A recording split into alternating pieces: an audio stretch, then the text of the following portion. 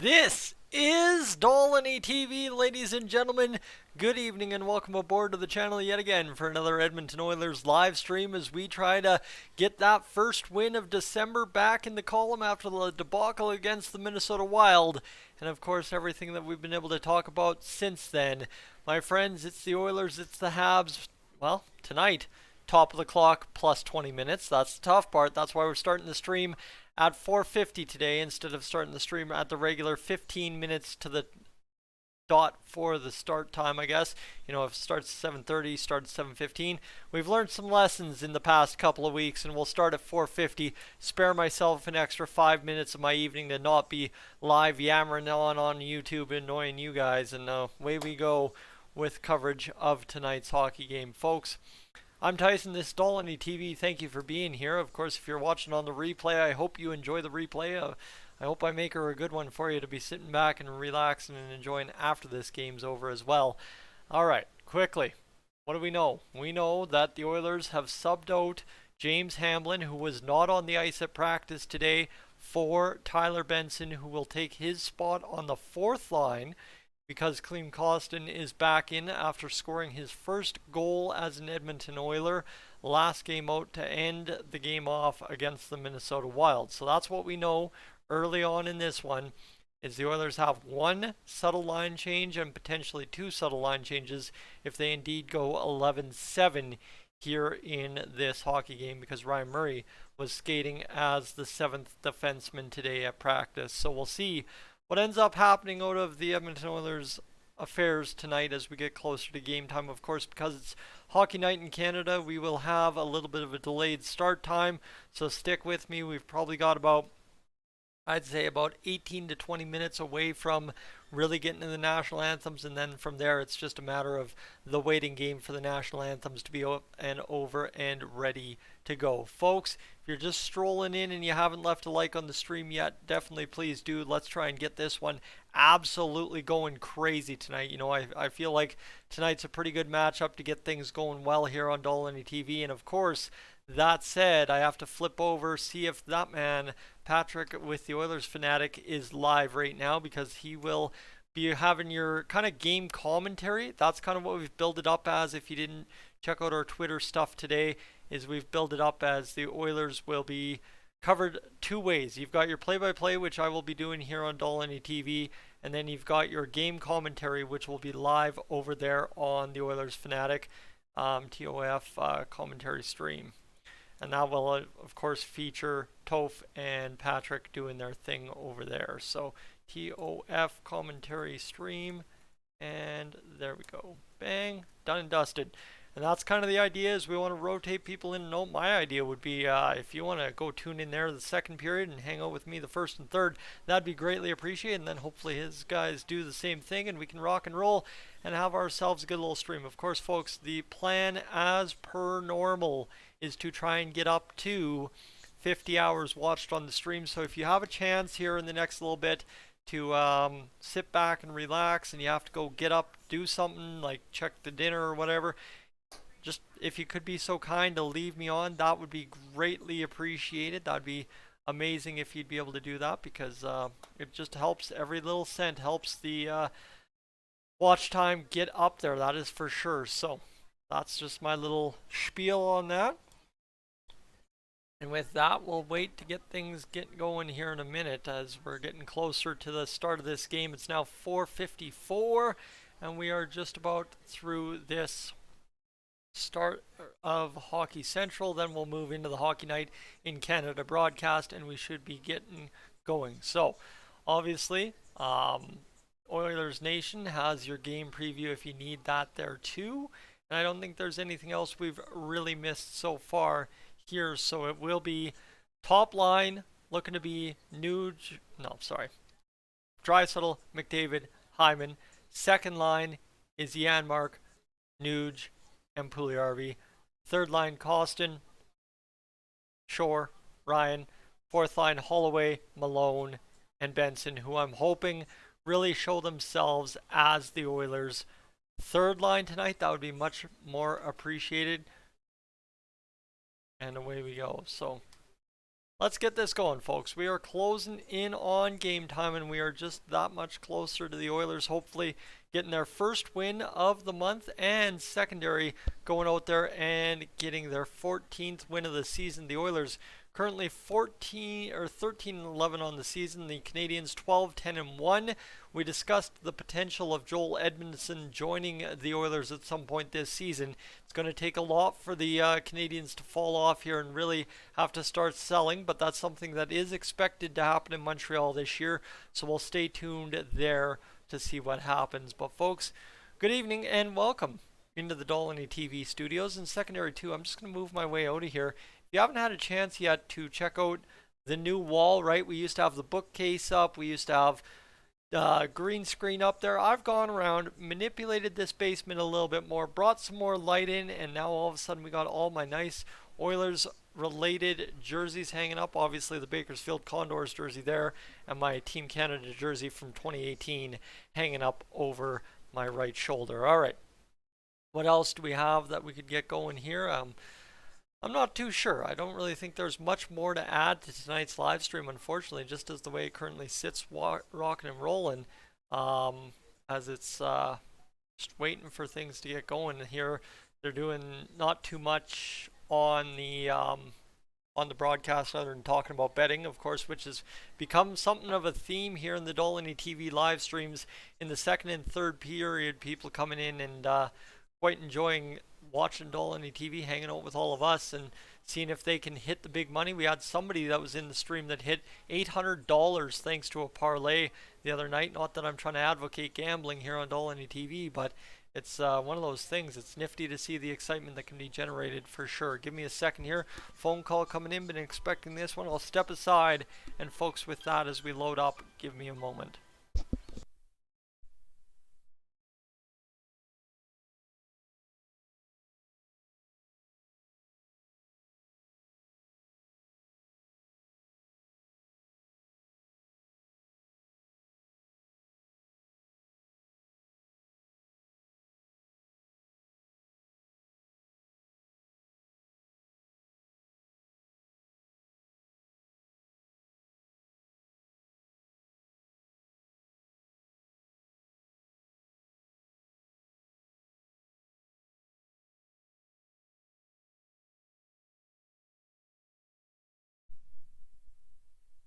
And this is, of course, the first time this evening you have seen this graphic, the new subscribe to Dolynny TV graphic, which we've had quite good success using so far, up and pacing to get where we need to by the end of this year. We are now on Dolynny TV under 650 subscribers away from hitting 10,000. It's crazy to think that everything has come up that quick, but we are almost there at this point. And now it's just a matter of the World Juniors coming up clutch as per usual, and then we will be off and running for what will be a very great 2023 in the 5-digit number of subscribers. So here we go. Bing bang. Sweet. Bango. And away we go. So Patrick has now got my live stream up there. Thank you, sir, if you're watching in the background and you can hear me there. But yeah, we're rocking and rolling into this one now, and settling in that it's just about 5 o'clock on the broadcast. I got my nice little, I don't know if you can see that there. I'll try and raise this up. I got this nice little piece there that I got back in college, way back in the day, from Montreal Canadiens fans. So you tell me how that one works, but we won't worry too much about that one. All right, folks, there's really not much to add here. You know, this is the problem with these Hockey Night in Canada live streams, is they take so long to get where they're going. And on a Saturday 5 o'clock game for the Oilers, all the news has been out all day. Secondary, if you're new to the channel and haven't had a chance to check out the video today, I guess you wouldn't know that indeed Evander Kane. Sorry, trying to think of it. There's a lot going on. The TV's a little bit too loud. Maybe I can turn that down a little bit. But Evander Kane was back skating with the Edmonton Oilers this evening, or this afternoon, this morning, whenever that was. I don't even know. I've been in the basement working all day, so I'm a little scrambled up, but we'll figure it out. And yeah, so Evander Kane skating with a stick, skating with a puck. It was great to see, and hopefully for Kane, he's back sooner rather than later, because let me tell you, the Edmonton Oilers desperately need him back sooner rather than later. So we'll see what he can achieve. But as it currently sits, we'll just wait for him to get back, and hopefully you get Fogle, McLeod, and Yamamoto back in the lineup here much sooner than later. And now all of a sudden we've just flipped to the Hockey Night in Canada presentation on Rogers Sportsnet. So now we are off and running for a night of hockey in Edmonton, Alberta, as the Oilers return home for a 4-game homestand, which is a much needed little bit of home cooking. They haven't been too great on home ice this season, but they're looking to really turn up the heat this homestand, and hopefully, I mean, if you go 3-0-1, that is perfect. You'll take a loss on the homestand as long as it's an OT. Heck, I'd go 2-0-2 if it meant we got points in all 4 games. So that's where we'll just try and sit for the Oilers, try and get something going here, and win ourselves a couple of hockey games and get points in all 4, right? I think the magic number is 6 or 7 out of 8 points here for the Oilers, and suddenly things are looking pretty solid at it current. I mean, right? You're sitting in 4th in the Pacific, you get 7 out of 8 points, 6 out of 8 points, and away all of a sudden you're making progress, that is for sure. So that's kind of what we're looking for, folks.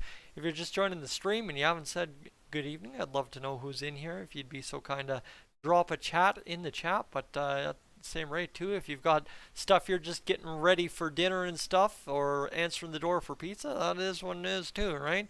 Or chicken wings. I am a big advocate of chicken wings on a Saturday night, and may indeed have to go down to the bar myself and pick some up here after this game wraps up and the live stream's up and done with. Folks, what I'll also say is, if you're new to the channel, stay tuned for the post game this evening, which happens live, and then it's re-uploaded after the fact as its own separate video. But if you want to watch the post game as the first one, as I'm doing it live in the basement, all one take, you can sit here and watch it live. So, Hockey Night in Canada, the intro is done, and off and running we are now into this evening's hockey game, where the Oilers and Canadiens will duke it out for a big old 2 points in Rogers Place this evening. Connor McDavid has some chance for history. He hit 20 goals in 25 games as an Edmonton Oiler, and I think when they bill up as much as they have about Connor doing that, I think it's almost a guarantee, honestly. Hammer that. Hammer that. Any bet you have on Connor McDavid tonight, hammer it, because he is going supernova to get that 20th goal tonight, guaranteed. So that's where we'll sit for the Oilers tonight, is just hopefully a big game where the Oilers get the job done. And you look at all those Leafs fans entering the building, and the Stanley Cup out there wearing a scarf. And there you go, inside Rogers Place as well. The brass band, they always get a bit of love on the Saturday nights. And there we go. We are going to rock and roll a live stream this evening, that's for sure. So,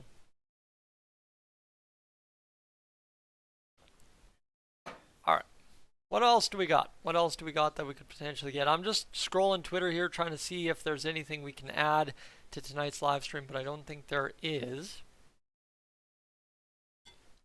unfortunately. So Kevin Bieksa is off. Anything here? Anything here? Of course, Twitter doesn't even want to load right now, but let's go to the old Oilers Insiders list and see if there's anything we can figure out from the list this evening. Dustin Nielsen has his lock shot parlay. Is there anything? Anything we know about this? Nope, nope, nope, nope, nope.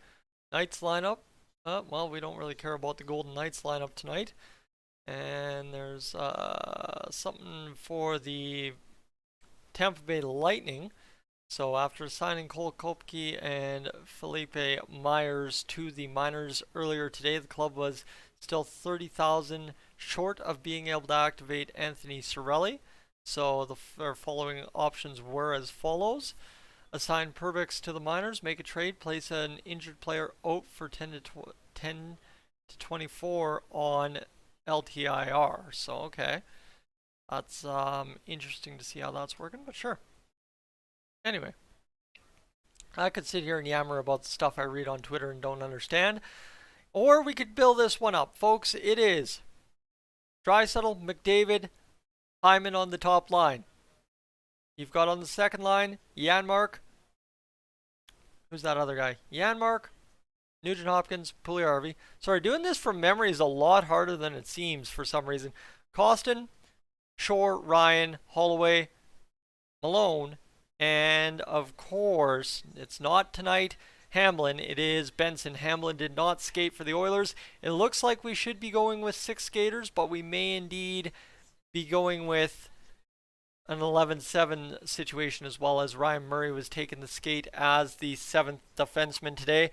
However, it's Nurse, Ceci, Kulak, Barry, Broberg, Bouchard, if not. So we'll see what happens this evening. But folks, welcome in.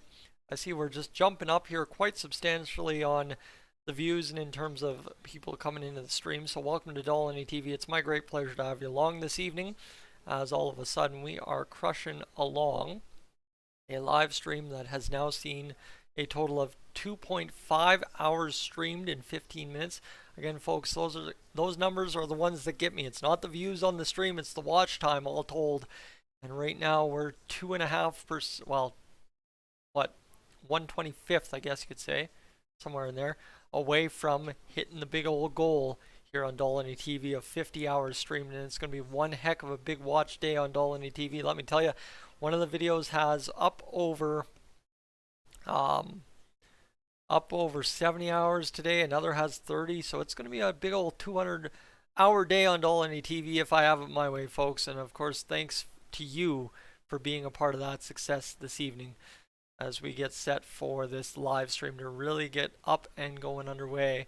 And what do we got going? Captain fights. Kachuk versus Trouba was last night. That was a pretty big tilt at center ice there. Two captains coming together and throwing haymakers. You don't see that much anymore, but it is what it is.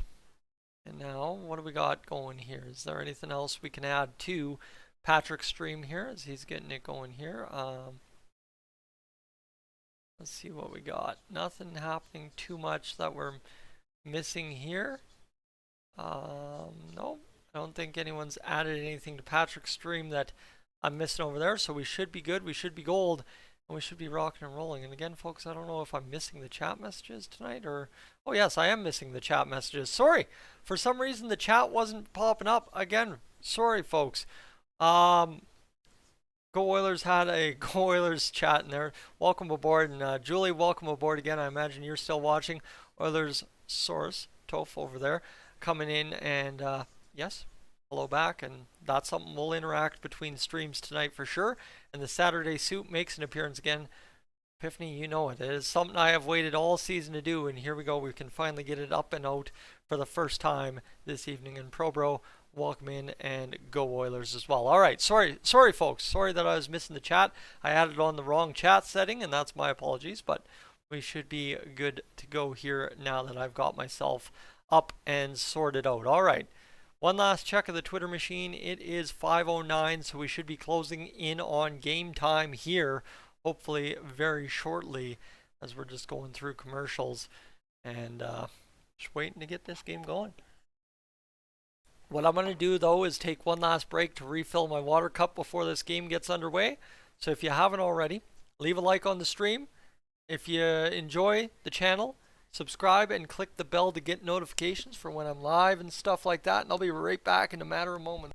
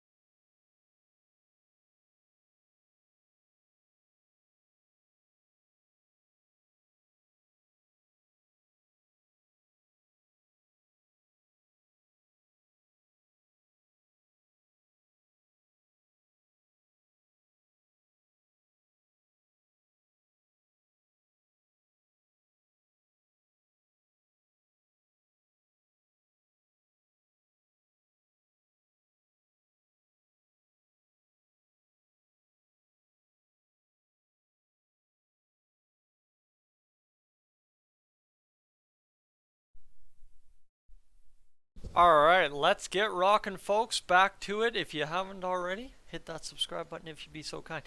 Like I said, we're trending towards that 5,000 subscribers, and that would be something quite special if I could hit it here before the end of the year. That said, looks like we've got some new friends in the chat. Good evening and welcome in. Looks like Lamar... I'm just going to say Big D. Big D over there getting it going. Earl, welcome in. Sorry, folks, I forgot my water cup upstairs. I looked at this cup and said, that's not right. Give me a minute. Yeah.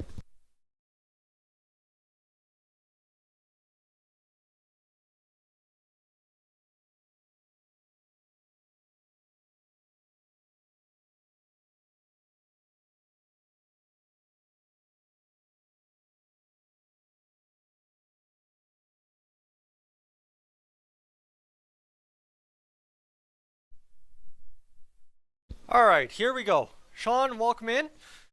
Glad to have you along, and let's do this thing, shall we? It's going to be a good time. Hopefully we can go out there and rock and roll this evening's hockey game between the Oilers, as Jay Woodcroft was speaking. Alright, Jay Woodcroft talking what it means to be playing the Montreal Canadiens on a Saturday night in Edmonton. And we're going to go quickly check that watch time one more time as Gene Principe sets up tonight's game for us.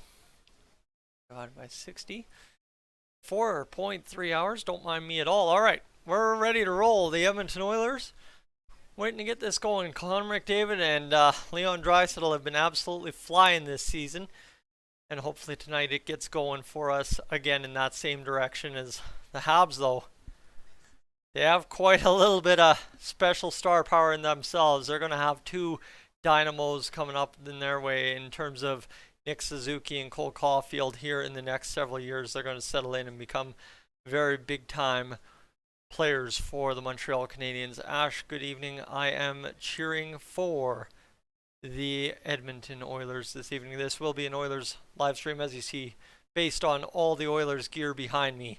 That's all it really comes down to it. Although the Montreal Canadiens at a time did hold a special place in my heart. Now it's kind of a nice little revenge tour every time the Oilers play this team. And let me tell you, we're hoping to go out there and make a good difference on a Saturday night.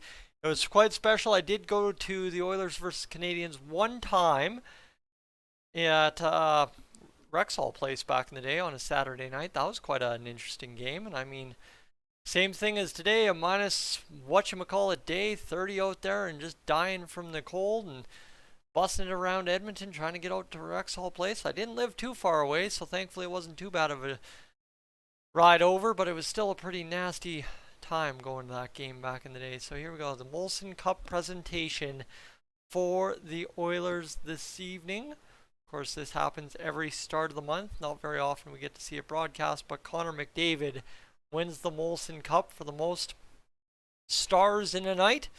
And Ash is cheering for the Habs, and this is kind of exactly what I'm expecting tonight, friends. I'm going to try to not slam the Habs too much, alright? I'm going to try it.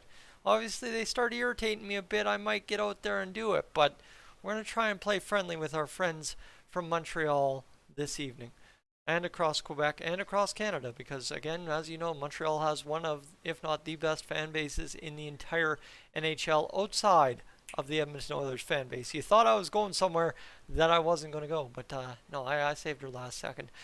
The land acknowledgement live from Rogers Place now here as the Oilers get set to get this game underway against the Montreal Canadiens. The best part about a Saturday night matchup against Montreal, my friends, this can unite us all. Habs fans, Oilers fans. If there's even a random Leafs fan in here this evening, guess what? We only have one national anthem to play this evening. It's the best one out of the two that they play in the NHL. Me oh my, am I not right there? So let's get this going. Rob Clark stands out to center ice, and we are set. They've got the Scotiabank skater on the ice with the Edmonton Oilers. And here we go. We are set for the Canadian National Anthem. And this one's going to be loud at Rogers Place if the crowd gets into it this evening. There's actually quite a substantial force of Oilers orange and blue in the stands this evening compared to what I thought there would be. But those top rings of Rogers Place look to have quite a few Montreal Canadiens sweaters in them, so it's going to be an interesting night for the Oilers at home. Of course, this is one of the best traveling teams in the NHL, if not the best. I guess the Leafs and Habs fight for it every single year in Edmonton, but we'll see what ends up happening out of this. Yes, Puljujarvi's got the hair just slicked, so look for him to be doing something. Devon Shore's got the goatee, absolutely looking amazing. Couple of fans wearing amazing Christmas sweaters for the Oilers tonight. And there you go. We are halfway through the anthem, and we are almost there to get going this evening. It's going to be a good time, let me tell you. Jake Allen in net for the Montreal Canadiens. Stuart Skinner in net for the Edmonton Oilers. And now we look forward to what this game's going to hold for us. The top line starting on the ice for the Edmonton Oilers. Folks, if you're excited for this one, leave a like on the stream. Let me know how you enjoyed the pregame. It was a little rough, let me tell you, but Saturdays I don't really know how to pregame properly. And with that, let's get ready to rock this hockey game. Jack Michaels takes to the airwaves on Hockey Night in Canada on Sportsnet. Here we go. The Oilers ready to get this going. Jake Allen in net for the Canadiens. He's had a rough go. Pretty much as same as Jack Campbell, essentially. 7-8, 3.40 goals against average and an .898 save percentage. We're complaining about Campbell, but you know the Canadiens fans would love to have more out of Jake Allen. That is for sure. In net for the Oilers, 6-5 record. 291 goals against average and a .914 save percentage. Stuart Skinner is ready to get things started for the Edmonton Oilers this evening. And the colors in the chat this evening showing off the blue, white, and orange, and the blue, white, and orange, and blue, white, and red. Blanc Bleu et Rouge is how it goes, I believe. I don't know. My French is very shaky, but the Canadiens, the first chance to get in the offensive zone of the night. The Oilers, though, spring Zach Hyman back the other way. Here's Hyman on their chance. Denied by Jake Allen. The Oilers off and running this one. They get the first shot of the game. The Canadiens fire it back the other way. It's going to come all the way down to Stuart Skinner, who fires across to the D, and it will be chipped up, and the Dogs freaking out for absolutely no apparent reason again, as this one will go down. What the heck's he doing? Hold on a second here. We got a problem.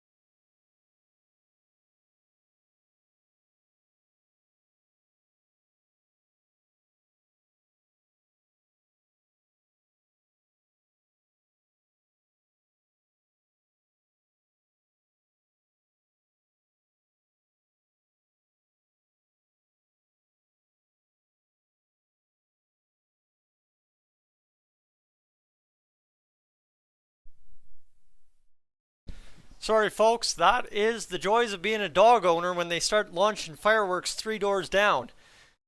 I mean, yeah, sure, there's a couple of fields in between, but don't much matter. That was a scramble. All right, so the Oilers trying to get things going tonight against Jake Allen. I have no clue what's just happened, but all of a sudden I go upstairs and there just sounds like gunshots everywhere, and then it takes me a few seconds to figure out that it's fireworks and why the dog's actually freaking out. I haven't heard him freak out like that in a long while. The Oilers, Dylan Holloway, Brad Malone, and Tyler Benson. Mixed that up a couple times this season. Also, I'm really out of shape. Need to work with that. But here's Matthias Janmark. Chance on net. Steered away last second by the Canadiens defense.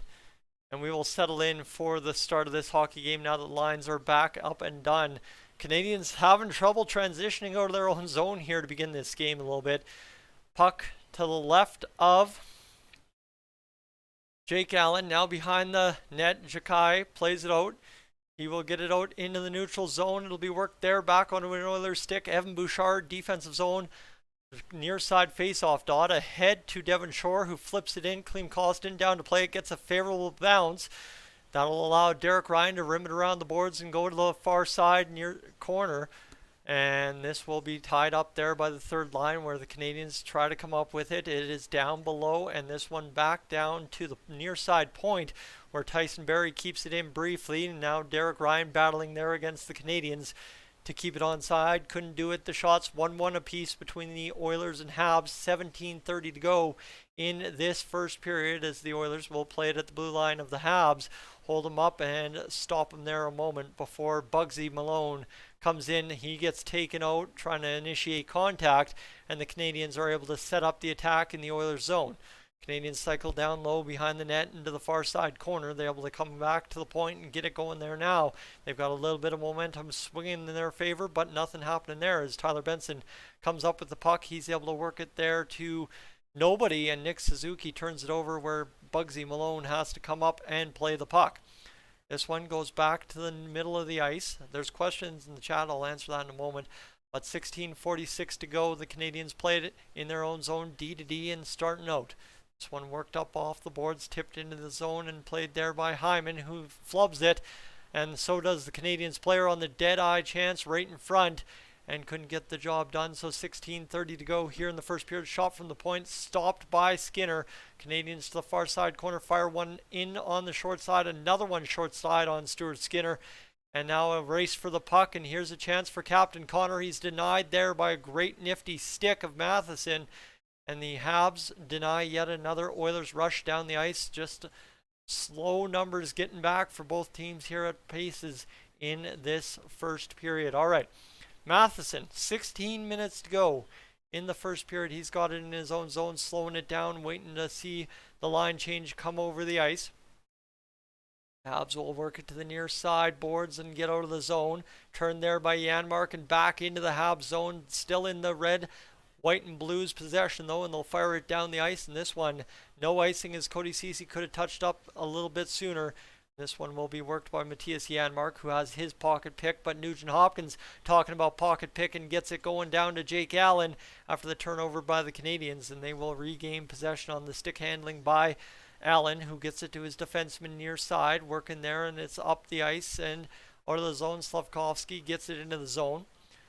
And Stuart Skinner comes out to play it. This will be rimmed around the boards, and the Oilers able to escape the zone, but a turnover high, chipped back into the Oilers' end. And Philip Broberg will touch up on this one. A 3 straight win record for the Montreal Canadiens on the road here, entering this one against the Edmonton Oilers this evening as they get things going. Here a chance to the middle for the Oilers, denied there. Broberg fires the shot down, it misses wide, but maybe a perfectly directed wide pass back into possession by the Oilers. Bouchard fires the shot, tipped by Shore, goes into the far side corner. Costin comes up with it, turns it immediately over, and 2 quick passes, and the Canadiens' third one are out of the zone and back the other way, going one-on-one. Here's an opportunity, driving wide on Broberg. He lets Stuart Skinner chest it up, and now the Oilers got to be careful not to let the Canadiens set up zone time as they're establishing here. Shot blocked by Bouchard, almost bounces fortunately right onto a Canadian stick. And Derek Ryan will go on down behind the net, and Evan Bouchard comes out to play this puck right into the middle of the ice. 14:13 to go in this first period as the Oilers getting things going here early on. Dadonov, 20-plus goals in 4 of the last 5 seasons, but he's only got 1 goal so far this season for the Canadiens. That thanks to Sportsnet as Dylan Holloway takes another shift here early in this first period. They're getting their legs moving early. It's the fourth and third lines. They're setting up zone time here. Holloway poked from behind and then pushed down, and now the Oilers have to make a decision. They do. Shot coming to the side of the net. Nice play there by Malone, trying to chip it to Benson. Couldn't do it. Keeps possession though. He'll work, turn the corner, fire the shot. It's blocked by Matheson. Malone though, right, Johnny on the spot to come up with that loose puck, get it back to the near side boards where Tyson Barrie chips it off a Habs defender, and this one's going to go back to the blue line, still in possession of the Oilers before it bounces into the near side corner. Connor McDavid jumps over the boards. Leon Draisaitl turns it over on a spin pass, and the Oilers back the other way have 3 men back against the Canadiens' 2-man attack. Darnell Nurse in his own zone, near side, trying to work out from behind the goal line. He'll get it up to Cody Ceci, who goes up to Leon Draisaitl, making it look easy, lumbering through the neutral zone. This one a perfect bounce to the Oilers, but then an unfortunate bounce on Connor McDavid, and it's back the other way, 2-on-1. And Darnell Nurse gets beat wide, but again forces his man to have to beat Stuart Skinner, who just has not been, well, beaten yet tonight and looks pretty good throughout this season. And the Oilers back the other way now. Leon Draisaitl fake into the backhand, goes to Cody Ceci, who fires a shot wide, but that was one heck of a broken play, turning into a good chance. And here's the Canadiens back the other way. Caulfield denied by the glove of Stuart Skinner, and the Oilers escape a run and gun couple of minutes with a solid stop from Stuart Skinner on the Habs' top scoring sniper, Cole Caulfield. I'm sure that somebody probably might have more goals than Caulfield, but I'm not going to worry to look that one up. Folks, good evening and welcome to Dolynny TV. I'm Tyson. It's my great pleasure to have you along this evening as we go through this Montreal Canadiens and Edmonton Oilers matchup here on the channel. So far, so good for both teams, as the Oilers and Canadiens exchanging blows early in this first period, as the Canadiens have had some dangerous looks, but so too have the Oilers so far. Friends, Boston McConnell, welcome in. Is Jack Campbell in the AHL? No, that is just the fan and media theory of what would be best for Jack Campbell. Stoney, welcome in. And as we get set, we are going to quickly flash up this ad. No ad. I just want you to subscribe to Dolynny TV if you're new. You've just gotten the first 5 minutes of this hockey game to check out the play-by-play here on the channel, and I think as somebody who's done it at the junior B level for as long as I have, I think that I do a half-decent job some nights, and just as I say that I choke up, but I think tonight's one of those nights I'm having a half-decent night, so I hope you're enjoying, and we'll try and clear that tickle in my throat with a little bit of water, but I doubt it's going to work. So if you'd be so kind to consider hitting that subscribe button, that would be greatly appreciated. I just sent an ad your way. Let me know if you've gotten it. I haven't done that so far tonight, so let me know if it's working this evening. As we currently get things rolling in this commercial break, I'm just going to take a second to review the watch time on the stream as we try, of course, to hit 50 hours. Now up 9,353 subscribers, so we're 647 away from that all magical 10,000 number. And tonight will be a key piece in the December numbers that allow me to hopefully do that this evening, and I can't do it without you. All right, here we go. 286 times 2.1, or 25, sorry, 25, divided by 60, 10.7. All right, 10.7 hours watched on the stream so far, so we're a fifth of the way there, not even 8 minutes into the first period, folks. As we get going here, shot fired, save by Stuart Skinner. And this one's going to be worked on down behind the net. Philip Broberg battling for the Oilers. He's got it in the defensive zone. The Oilers able to break out a couple of passes, and now they've got a 2-on-1 with Jesse Puljujärvi, but Evan Bouchard flubs the pass through, and now he'll flub another pass. So just like Puljujärvi the other night against the Minnesota Wild, Bouchard flubs up back-to-back on 2 shots in front. Here we go. This one, the Oilers regroup in their own zone. Back into the middle of the ice, 11:47 to go. Tyson Barrie's going to fire the shot, get it around the boards into the Habs zone, and this one's going to be worked there into their possession, where Chakai comes up with the puck, and he is able to get it going behind his net to the D-man, who options back to him behind the net. So don't worry, the Habs just have had some problems breaking out of their own zone so far. The Oilers have done a really good job pressuring them. This one's going to be tipped into the neutral zone there, and then tipped all the way down to Stuart Skinner, who, well, gets it off to an Oilers D-man, but the D-man then promptly hits the referee, and it goes off into a different direction where Derek Ryan's able to get to the near side and get it out, and now carried by Klim Kostin. Klim Kostin down to Derek Ryan on a pass there by Devon Shore entering the zone, and now Derek Ryan has to regroup, get it across to Cody Ceci. Ceci's going to play it ahead. Klim Kostin able to play it there on the deflection after it bounced off a Canadian, and now the Oilers settling down into this game. The Habs lead the shot department 5-2, 10:45 to go in this first period, and tonight I feel like, friends, is going to absolutely zip by on the stream. Why? Simply put, because it is a 5 o'clock game, and I am not going to be dying of tiredness and knowing I got to work tomorrow morning, which is going to be an absolute beautiful thing to have for sure. So here we go. Let me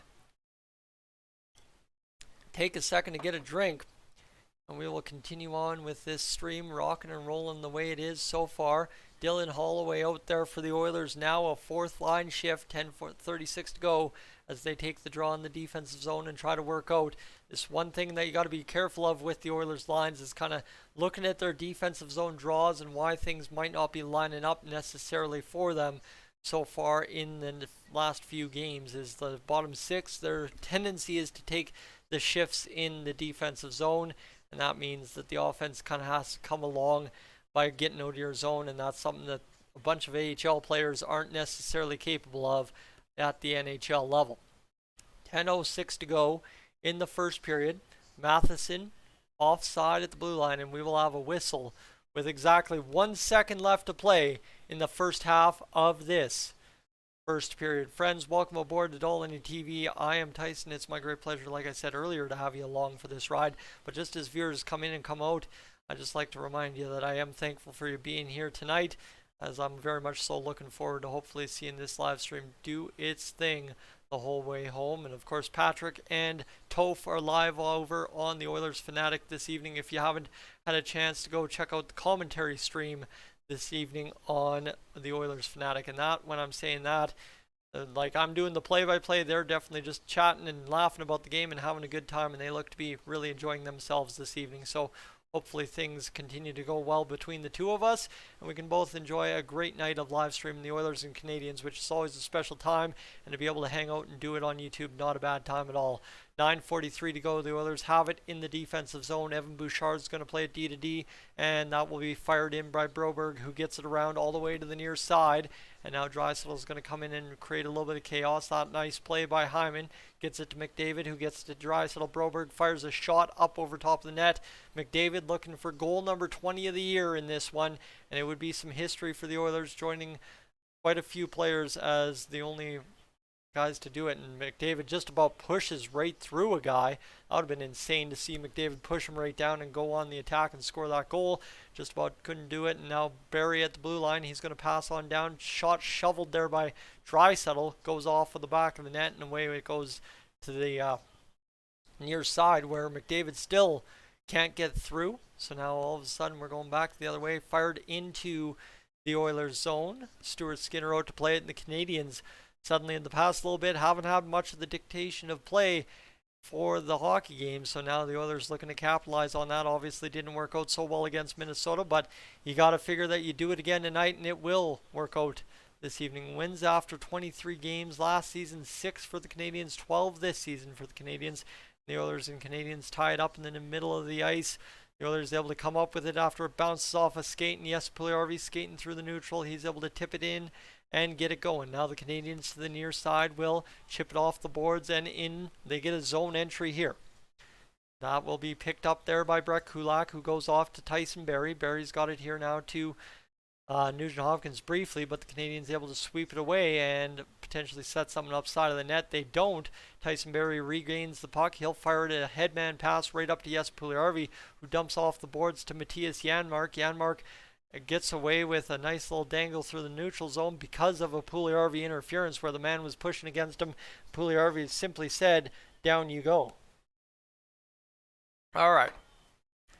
0-0, 7:49 to go, friends. Another commercial upcoming, so I'll throw you that. And again, remind you, if you haven't had a chance yet here on the channel, I would love if you could consider hitting that subscribe button at Dolynny TV. It is absolutely free to do, so if you'd be so kind, that'd be great for sure. All right, that's a little quick ad there for myself, and away we go as we get back ready for this first period to resume after the commercial break. You know what? It's been quite an actual eventful day on Dolynny TV, to be honest with you. Before the live stream, already up over 2,000 views on the channel today on the news that Evander Kane was back on the ice today. If you haven't had a chance to check out that video, maybe I should link that there for you, and we should talk a little bit about that in the intermission.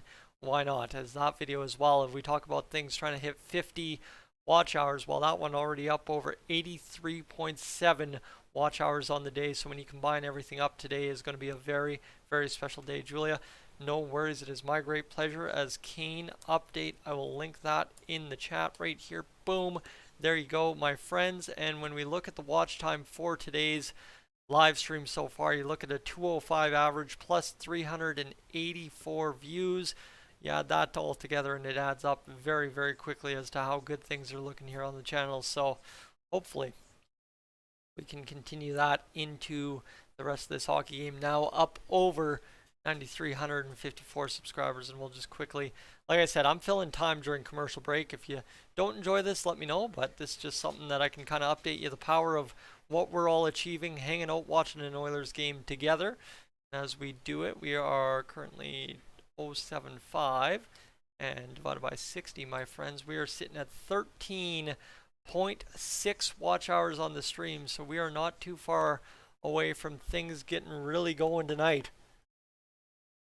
Because once you cross that 40% threshold of hours watched on the stream, things usually start to pick up. So we'll see what happens here. And if you haven't left a like on the stream so far, let me know. Leave a like, and we will get things going as the Canadiens win the draw in the defensive zone. They're back off and running in this one. 7:43 to go. In this first period, Matheson sees it tipped off his stick, and now the Oilers recover in the neutral. They busted into the zone briefly, but it's poked away on a Draisaitl backhand pass. He'll go off to McDavid here. McDavid again, like I said, chasing goal number 20 tonight, and I imagine it is coming, just based on everything that's been built up in the pregame so far. Draisaitl with it near side. He's going to be pushed off the puck into the boards. And this one's going to go around to Darnell Nurse, who can't keep it in there, but it's going to be icing against the Montreal Canadiens as Ceci had the angle on the inside and he's able to keep the man away from the puck, and the Oilers able to do a good job there and get it down for an icing call. McDavid will go off for a line change, and it'll appear the Oilers will probably roll out either to the second or third line here. And on the ice now, setting up for this face-off, Nick Suzuki against Ryan Nugent-Hopkins. They go down for the face-off, but the linesman doesn't drop the puck, so hold up. We'll freeze up a moment and get going again. The puck's down now. The Canadiens win the draw again. They're going to fire it up through the neutral. It's knocked down there. The Oilers able to tip it back into the Canadiens' end near side dot. This one worked across, and now an opportunity here for the Canadiens to start things out on the breakout. Dennis Savard on the ice. Is it Dennis? I think it's Dennis Savard. David Savard? David Savard? I don't know. I think Dennis is the older player and David's the younger player. Anyway, this one fired into the Canadian zone. Now I've just gone and confused myself, and I know it's David Savard now. 6:38 to go in the first period. I'll laugh in a moment. We'll finish this period first as the Canadiens fire a shot, but it's blocked there by the skates of Brett Kulak. 6-3 the shot, so it's a low event game from the Oilers yet again, starting out. Hopefully in that second period they can start firing pucks a little bit more heavily on net. Nugent-Hopkins over to Brett Kulak. Kulak's going to work out from behind the net and fire it off the boards. This one's going to be worked here, and the puck battling, and it will be turned back to Brett Kulak, who's going to angle off Dadonov and go behind the net.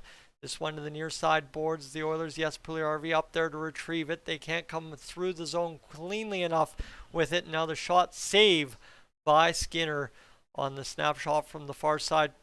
Well, face-off dot. 45 points in 215 career games with the Canadiens was Brett Kulak before being acquired by the Oilers last season for a second-round pick. And of course, yes, William Lagesson. This one knocked down the Canadiens back to the blue line now. Near side, Jakai fires the shot, blocked in traffic. The Oilers trying to keep this one up and out of the zone again. They can't. It's pressured back down. Broberg comes up with the puck. He'll fire it out of the zone, and it goes down the ice. Not hard enough for icing. So Jakai comes up with the puck here and gets it going here into the Canadiens' end as they have possession, looking to make some kind of play here. Jakai behind his net. He's going to go D to D, and now the Habs back D to D behind to Jakai. And this has been an incredible pressure, I guess, in one aspect from the Oilers to continue to try and create turnovers in the Canadian zone. And here's Dylan Holloway doing exactly that. Tipped on net there by Tyler Benson. Couldn't get a shot on net, though, as it goes up over top. And now Brad Malone trying to create the turnover for checking in the Canadiens' end. This one kept in by the Oilers. Darnell Nurse, he'll fire a shot. It goes up out of play, off the dasher glass, back behind the net, and out for a whistle. Folks, if you're new to the stream, welcome aboard. Thanks for being here. We're going to commercial break. I'll spare you the advertisement, but I will ask you again, if you are just joining me for the first time and you're considering sticking around here for more Oilers talk the rest of the season, hit that subscribe button. You know, it'd be great to have you along. I know I've been pushing this heavily if you are remaining in the stream and continue to watch along, but it's something that, right, we are this close to 10,000, and if I don't ask for it, it ain't going to happen. That's something I've learned on YouTube, so we'll make it happen. Of course, if you're wondering why I'm all dudded up in the suit and nice shirt underneath tonight, it is simply Saturday suit night. It is, of course, hockey night in Canada. It is the time to show up in a suit and have a good feeling, good looking game.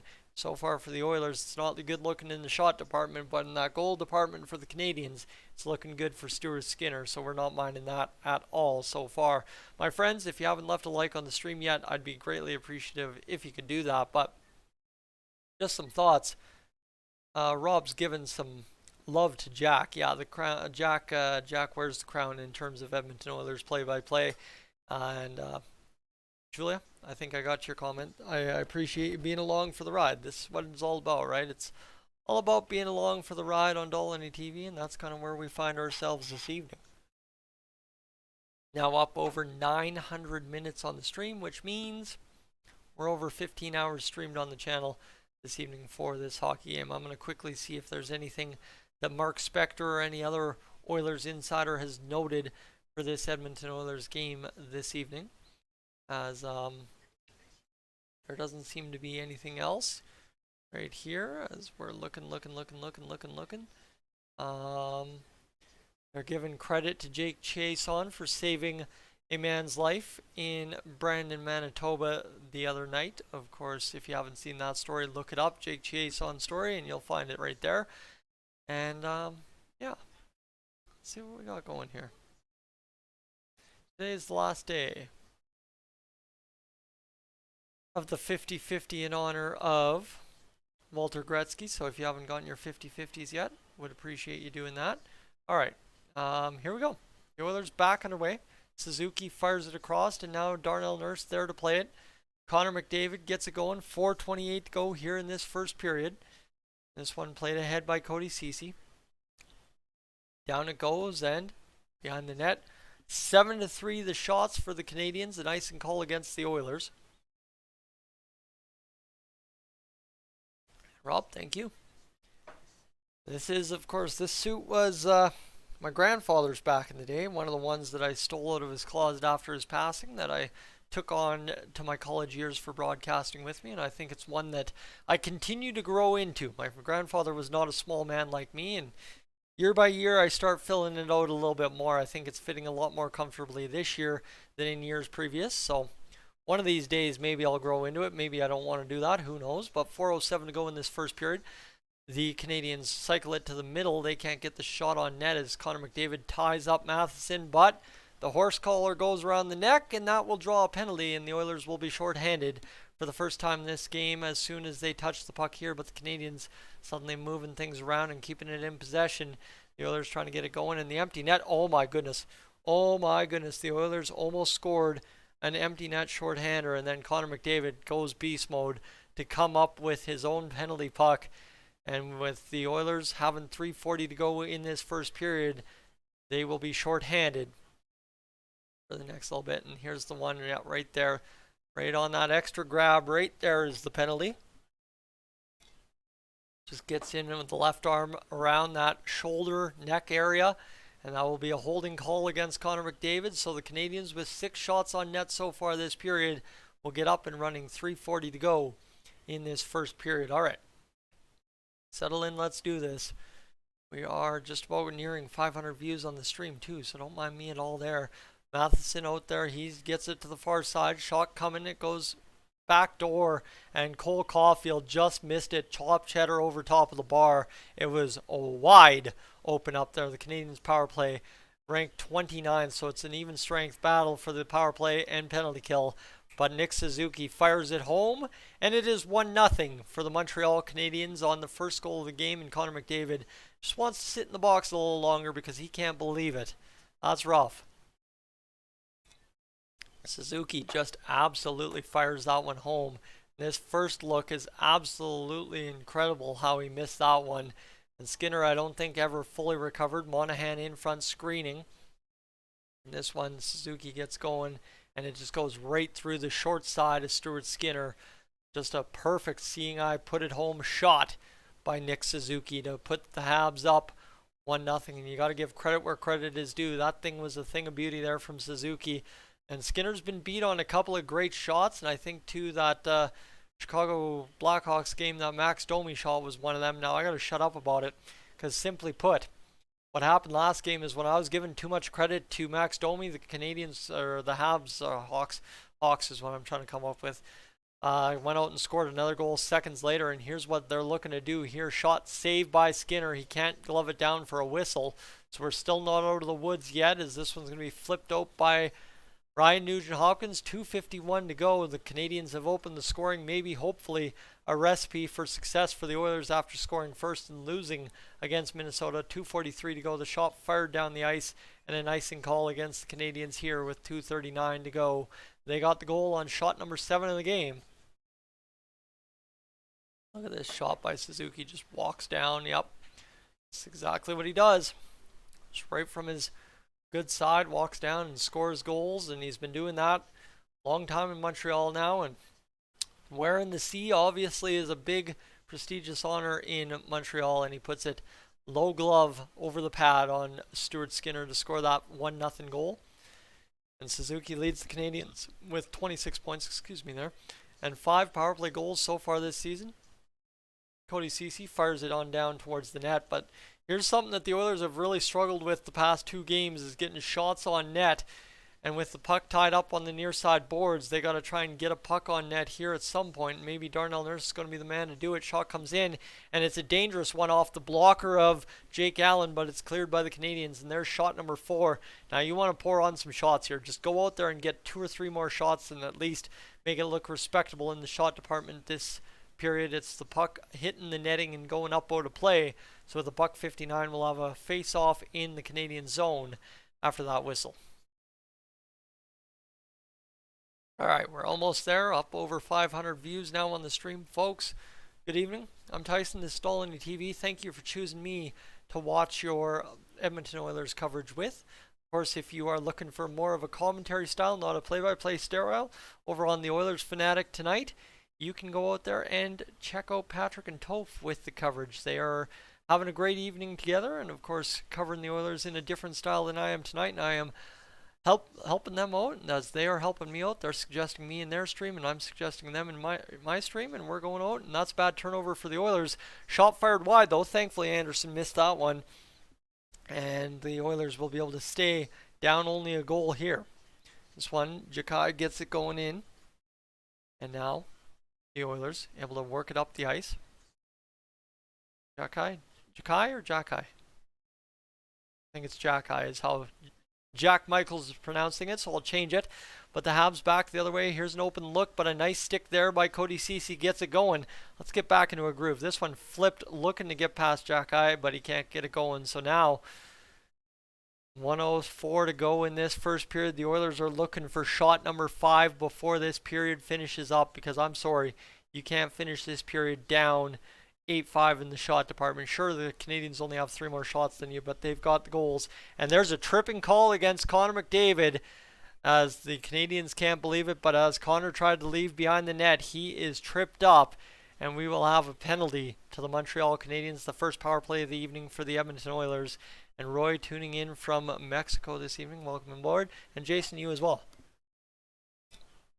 And Jakai takes down Connor McDavid. So there we go. We've got ourselves a tripping call against Jakai, who has been on the ice a lot for the Canadians early in this one. And now the Oilers will get a chance with 50 seconds to go to even this one before the end of the period. Connor McDavid, Leon Draisaitl bearing down on the Canadians, looking to make something happen. Canadians penalty kill ranked 5th. That goes to figure. Shot comes down. Oh, what a tip there by Hyman, but goes off the side of the net. Batted back to the blue line. Evan Bouchard, who's been riding a hot streak on the power play, now all of a sudden quarterbacking the top unit night in, night out by the looks of it here the past 5. Evan Bouchard down to Connor McDavid. McDavid blitzes it wide. Bouchard unable to keep it in. The Oilers power play 3 for 20 in the last 5 games. Absolutely brutal so far, only operating at 15%. Now Connor McDavid Goes on down to Leon Draisaitl. This one's going to be worked towards Draisaitl's good side. Now back to Nuge. Draisaitl, the good side. One-timer blocked in front as he flubbed up on it. And the Oilers will see this puck cleared down the ice. And Stuart Skinner out to play with 3 seconds. We'll stop it up there. And my friends, we will finish the period 1-0 for the Montreal Canadiens after 1 period of play. Gordon, good evening. And folks, good evening as we are settling into a hockey game now. The Oilers, the Canadiens engaged in battle, and so far, so good for the Montreal Canadiens. Not quite necessarily for the Edmonton Oilers, but we'll battle through and see what happens as this game continues along from Rogers Place. We're in the first period intermission, folks. I'm going to take a quick second. Obviously, I just heard the dog got out of his kennel, so I think the roommates are home, and we will go cover off things here in a matter of moments. I'm going to take a break. I'm going to throw you a commercial, and I'll be right back with a refilled cup of water. Thank you for being along on Dolynny TV. The second period upcoming.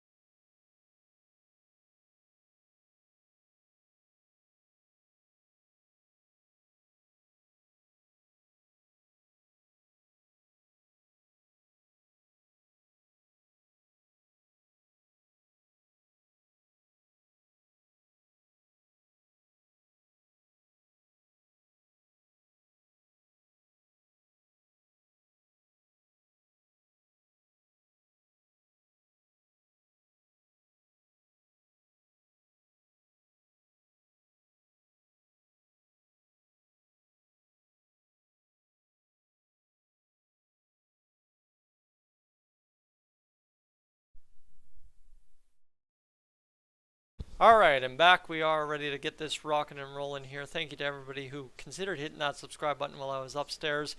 The Oilers fanatic coming into the chat saying we need James Hamblin. I would not mind James Hamblin in the lineup tonight, to be quite honest with you. He would be quite handy. I mean, he's a little go-go engine kind of deal. Kind of similar player to Hyman and Yamamoto in the sense that he's always a pest, always on the puck, always trying to create turnovers and do good things with his opportunities, and that's the nice part about James Hamblin and why I am such a big fan. Plus, he's a really good player, just overall being a good guy. So, let's see what we got going. Well,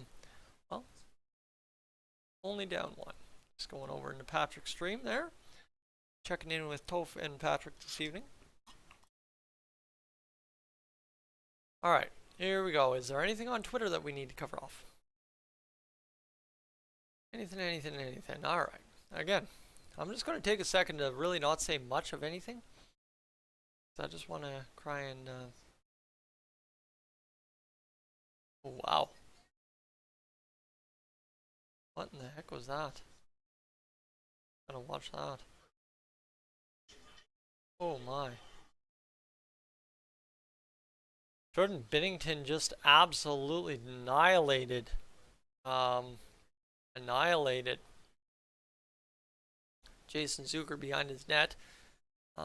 Yeah, so I guess Suzuki ripping home one that should have been saved according to Mark Spector. Sure. And this Oilers fan going all out in the Oilers gear. Alright, so there's a couple of interesting fans in the stands at Rogers Place this evening. See what ends up happening. And let's see what happens. You know what? Just take a second to relax. If there's anything you want to ask me about the Oilers today, throw it in the chat. And secondary to that, what I think I'm going to get done is just because of, I just want to tell a story right now. Just because of the necessary cost and, of course, timeline on getting this jersey properly crested, I think what I'm going to do is when I go up to Edmonton, I'm going to go out to Kingsway Mall and get this one crested up, the Oilers reverse retro. Going to get it crested up with James Hamlin. As I said, that was my promise. As soon as James Hamlin was called up, I would have a reverse retro with his name and number on it. So we'll go over to Kingsway Mall and get it jerseyed up just like that. And let's see what we got going here.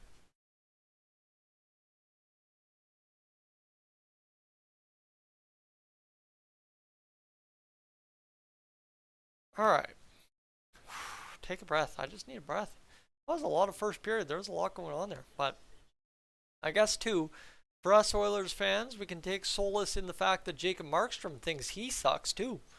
So I'd hate to see what Jacob Markstrom would think. I think Jacob Markstrom would retire if he had Jack Campbell numbers. So that's a credit to Jack Campbell, how good he's been this season. And save percentage down throughout the NHL. Yeah, that's something that's for sure. The 2022-2023 save percentage league average right now is 905, whereas the 15-16 league average is 915. Quick, Markstrom, Demko, Bobrovsky, Campbell, all below 890. Frederik Andersen below 895. So I guess that's one thing that people have been mentioning now with this Jack Campbell thing is Campbell's the worst of a whole bunch of bad goaltenders. So it's not like Jack Campbell's necessarily the only one out there suffering right now in terms of save percentage for the Oilers. So as we get set here, I'm going to quickly get this going. What do we got? Well, Dolynny TV has not had less than 189 views an hour since, what time is that? 10 a.m. this morning? All right. We like that. We'll take that. And folks, just as we're setting this up, there's really not much to review, and I'm just waiting for them to kind of go to the next commercial break. Then we'll recap the first period. It's kind of rolling around, just trying to make sure I take a proper rest here in the past few minutes. And as we sit, like I said, we're starting to roll. We're up over 22 and a half hours streamed on this one so far. So let me go over here and go to sportsnet.ca. And now, with everything kind of settled back in, let's go recap this first period between the Oilers and Habs on Hockey Night in Canada. Boom, and that should load in. And we should be rocking and rolling to go recap the live tracker here. The Oilers, of course, didn't have a very good period on the shots department. We already knew that, though. And we'll take a look here as it is 1-0 Montreal after one period to play. Nick Suzuki from Mike Matheson and Kirby Dach on a good play on the Montreal Canadiens power play after they missed a glorious chance by Cole Caulfield. The power play 1-for-1, the Oilers power play, which will get more time to start the second period. So far 0-for-1. The giveaway is dead even, the takeaway is dead even, and the Canadiens with 5 block shots. So that would tell me that the Oilers are right there in the Corsi battle, depending on how many misses they've had, which I think they've had several, but so have the Canadiens. The box score so far after one period of play, just to give you an idea of ice time, Tyson Barrie playing 8:04, Tyler Benson playing 2:33, Bouchard 6:22, Philip Broberg 4:16, Cody Ceci 7:04, Draisaitl 7:23, Holloway 2:49, Zach Hyman 7:01, Janmark 5:40, Costin 4:29, Kulak 7:11, Brad Malone 2:35, Connor McDavid 7:30, Ryan Nugent-Hopkins 6:14, Darnell Nurse 6:11, and Jesse Puljujarvi, who's on pace to have almost 15 minutes per game of ice time this game at 4:59, Derek Ryan at 5:05, and Devon Shore at 4:17. Now Nurse has had a shot, Malone's had a shot, Janmark's had a shot, Hyman has had a shot, and that's the Oilers' shot department. 4 shots after the first period of play. So keep that in mind. The Oilers need to, in Bob Stauffer's words, start shooting the pill a bit, and hopefully good things will come. So we'll see what's happening here. Of course, I can't, unfortunately, listen to Patrick's stream just with how much audio I've already got going on. So we're just sitting here waiting to see if anything pops up in his chat as well. We'll just take a moment to appreciate that, and I'm just going to take a second check YouTube and see if there's anything I'm missing here. Of course, there was a video on Jack Campbell via Lego Rocks today, in case you missed that. And of course, Clem Hawks has been rocking and rolling out there today as well. Of course, Dolynny TV and my buddy Clem doing their thing over there with me, talking baseball all day today. And things looking good in every single department so far. All right, here we go. Let's get back to hockey as they're talking the Jake Chiasson story here on the panel. Again, if you haven't had a chance to look it up, it's a really impactful, really meaningful story. So definitely make sure if you have a chance to do so, do it. As we get going here, we need shots. SK, you are not saying something that is not correct. You are definitely saying something that desperately needs to happen for the Oilers. And Flipper, you feel like, or Flipper do, you feel for Campbell. I really do. I hope he finds this game is what you're saying, but puts too much pressure on himself and just needs to have fun and relax. You know where you best relax if you're Jack Campbell? In the AHL on the beaches of California. Every off day from the Bakersfield Condors, go to the rink, work out, and away you go. You'll be fine. And Jason, you're calling a 4-2 final for the Montreal Canadiens tonight. Well, if you end up hitting that, I mean, it's something, but for the Oilers, they need a desperate home victory. They need to get up to the 14th victory of the season. 14 wins in 25 games, don't mind me, I'll take that. All of a sudden, then we're only 2 games away from the 3rd mark of the season, and suddenly that gets where it starts getting sketchy for the Oilers, as they got to start making a difference before the season slips too far away. Friends, we're back on commercial break. I'm going to throw you an ad and quickly ask you, you're new to the channel and you're enjoying the play-by-play. If you haven't had a chance to check that out yet, just scroll back in the stream or wait for the second period to start. But if you're new, I want you to hit that subscribe button. I want you to stick around with me for the rest of the Oilers season. I want you to hang out and have a great time talking Edmonton Oilers. It's really only up from here for the Oilers. I mean, if it gets much worse, then it is what it is. But at this point, I don't think many of us, based on expectation, could be saying it could get much worse for the Edmonton Oilers at current, as we're just moments away from this second period, hopefully getting back up and underway. I'm going to take a second to roll the shoulders and relax a little bit and get more comfortable in the chair as we're close to this game getting back and underway. So, yeah, so what are we doing here? Is there anything on Twitter other than Mark Spector ripping into Stuart Skinner for a good shot from Nick Suzuki? I don't think so. I think that's really the only hot take so far. And here's... Ooh, what a greasy play by Jordan Binnington. Thinks he can just get away with that because he's a goalie, and he does. That's the problem.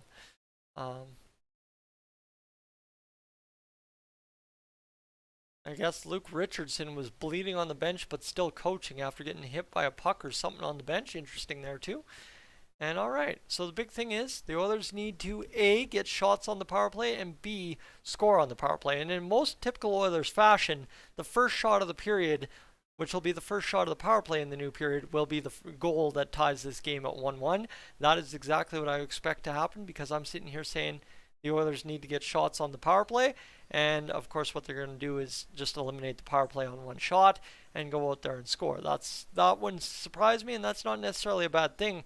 I'm not making fun of that. It's just a matter of that's the way it works, and we'll see what happens there as we go along. Folks, welcome into Dolynny TV. I see the stream just starting to pop to life a little bit here, up over 30 viewers now. We should be able to crush off 50 by the end of the third period live at once, so we'll see what happens there. But just a quick update on the watch time again, in case you're wondering how that's going along. We are currently up over 25 hours, but I did my math wrong. 680 times 2.25 divided by 60. Yeah, we're up over 25 and a half, sorry, hours watched on the stream. So we're halfway home on the live stream here this evening for the 50-hour watched mark. And of course, that's something we're trying to hit every live stream, because it just really goes to a long way of doing the benefit for sure. So we are on the Sportsnet Bets big board right now as Cabby gets in there. That's his new big-time role with Sportsnet, covering off that. But I don't think there's much else to really add to this Oilers first period. That good shot by Nick Suzuki on the power play after the missed net by Cole Caulfield gets the goal for the Canadiens, gives them the 1-0 lead. The Oilers they might be in this game if they took shots on net, and so far haven't done that. So we'll see what happens here in this one, but it's something for both teams at current. If the Oilers can just get on the board on the power play to begin the period, they've got a roughly about, I want to say, a minute 10 of power play time upcoming here. Let me check that. A minute 09, pardon. So a minute 09 of power play time for the Oilers, and suddenly you can go out there and get the job done quite effectively in that amount of time. So hopefully for the Oilers we do that, and we just rock and roll into the second period and go score a couple more, and just like that you got a lead, right? That's what we're talking about. We'll see that. And if anyone's got a question to throw in the chat, let me know. I'm just trying to read the chat and catch up here. It's been a quiet night in the chat so far, but I don't mind that. That allows me to focus better on the live stream and doing the play-by-play without distraction. I mean, not to say don't chat, because there's oftentimes a lot of guys that add very important things, but my friends, hey, you know what? I'll take it either way. I'm not too picky. And yeah, SK, you're saying Holloway or Costin gets the next goal here? I wouldn't mind a Holloway or Costin goal. Obviously, Costin scoring in back-to-back games would be a big get for the Oilers, that's for sure. And we're just currently waiting on commercial break here to get back to this hockey game as we cross over 708 views on the stream. And a quick update on how the subscribers is looking here on Dolynny TV in real time. We're up over 93.54. It's been a stellar day. You know what? It's been a great month of December so far. Suddenly start asking for the subscribes a little bit more, and it's working out 93.55. So that's another total of plus 17 today. So a pretty big day all told here on Dolynny TV. And if you haven't had a chance to consider hitting that subscribe button yet, like I said, this is kind of part and parcel of what we do, but we also talk a lot about the Oilers in videos and in shorts and everything YouTube has to offer. The community tab's always active, so make sure to subscribe and get the full Dolynny TV experience if you're looking for me to be part of your Edmonton Oilers coverage day in, day out. And big part two is if you're looking for somewhere to watch the World Juniors on YouTube this year, I'm your guy. I'll be live streaming as many games as I can. I've booked some blackout dates on the on-call list because we finally have some other guys that can do on-call this year. I've booked some blackout dates, and I should be capable of live streaming some pretty big time matchups here on Dolynny TV this year, as we hear here that Clem Hawks is now up to 3,877 subscribers. If you haven't had a chance yet to catch my MLB coverage, that's what I guess I should say. I don't really advertise this much, but as we head towards the World Juniors, the secondary coverage for World Juniors on Dolynny TV will be on Clem Hawks. So if you haven't had a chance yet as well, my friends that are in the chat and are regular subscribers of Dolynny TV, if you'd be so kind to subscribe to Clem Hawks this evening, I'd really appreciate that, as that's where you catch me with Gillies TV and Clem talking Twins, talking baseball, talking a little bit of hockey, whatever we're feeling, we end up talking. We even talked a little bit of World Cup of Soccer to kick things off. That did not go as expected, and of course the times are absolutely nightmarish, but we made it happen, and I appreciate anyone that can follow me on over there. Not to say stop being a subscriber to Dolynny TV, no. If you want to talk about hockey, here's the place with the Oilers. If you want to talk about baseball in general, I'm up over on Clem Hawks doing that because I have a little bit of a love for baseball as well, and having a secondary channel that I can do that on is fantastic. All right, friends. The second period, we are ready for it, and my eyeball is all kinds of messed up. That light is really bright tonight. The puck is down on the opening face-off of the second. The power play back underway for the Edmonton Oilers. Evan Bouchard has it in his own zone. He's going to wind it through the neutral and carry it through to Ryan Nugent-Hopkins, who goes ahead to Bouchard. Bouchard overhandles it, but it's a nice play by Hyman to get it back to Bouchard near side, then far side to Nugent. Draisaitl now near side boards to McDavid, walking down, dragging to the middle, shot comes in, puck to the middle, Draisaitl tries to handle it into the back of the net, can't. Here's Nugent-Hopkins, fires the shot, it's blocked in front.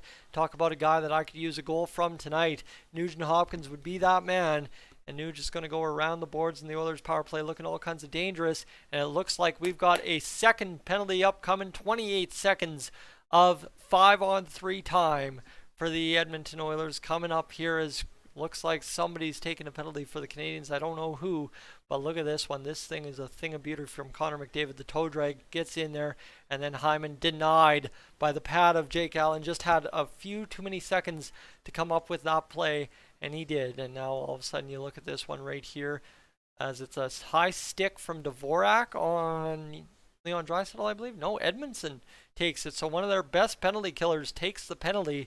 So now suddenly you've got two defensemen that would normally be out there on the penalty killer for the Montreal Canadiens in the box for the next 28 seconds, and Edmondson for the next 2 if the Oilers do not score back-to-back. This one's going to be worked by the Oilers here to start this 5-on-3 down low.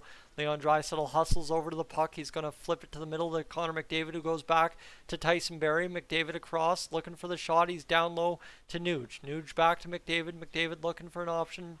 Oh, Nugent-Hopkins crosses to Leon Draisaitl, but couldn't get it going. The dangerous look on the 5-on-3, stonewalled there. The Canadiens get their man out of the box, and with 18:50 to go, Connor McDavid's carried it across the Habs blue line yet again.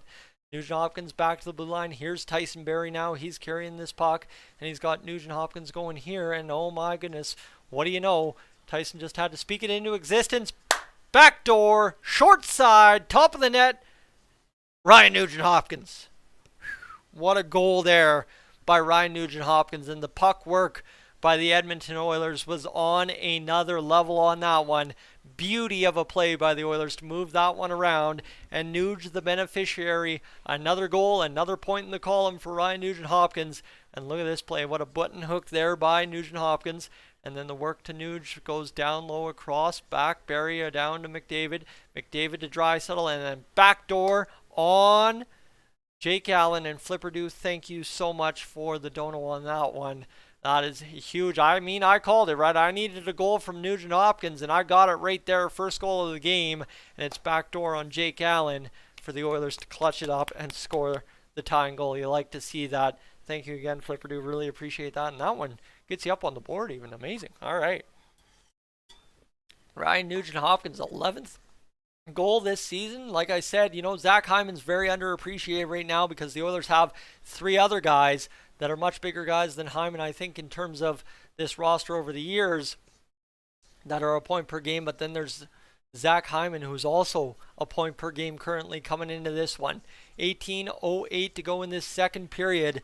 And here we go. Let's go get this goal here if we can. Here's Darnell Nurse streaking in. Shot denied as Derek Ryan took a man out in front of the net, and now Darnell Nurse will fire this one down, and now all of a sudden my nose has started itching. That's classic. Happens every live stream, I tell you. And Brad Malone gets it back to the blue line and squirts out of the Habs zone all the way back into the Oilers' end.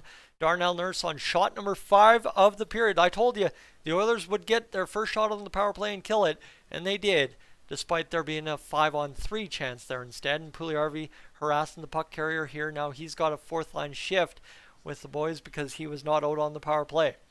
This one goes down off of somebody. It's offside. The Habs are punished there by Brad Malone, and Kovacevic tries to get something going with Malone, but Malone says, bud, not today. And we are rocking and we are rolling here now. Is this one a 1-1 game between the Oilers and Habs now? A big time goal there from Ryan Nugent-Hopkins, getting the pass cross seam feed from Leon Draisaitl. All right, again, as Flipperdo's dono comes off the board. Thank you again, my friend. And, well, Licorice now in the chat as well, as here we come back the other way. This one's going to be fired down by Matthias Janmark. The Oilers back in this game suddenly.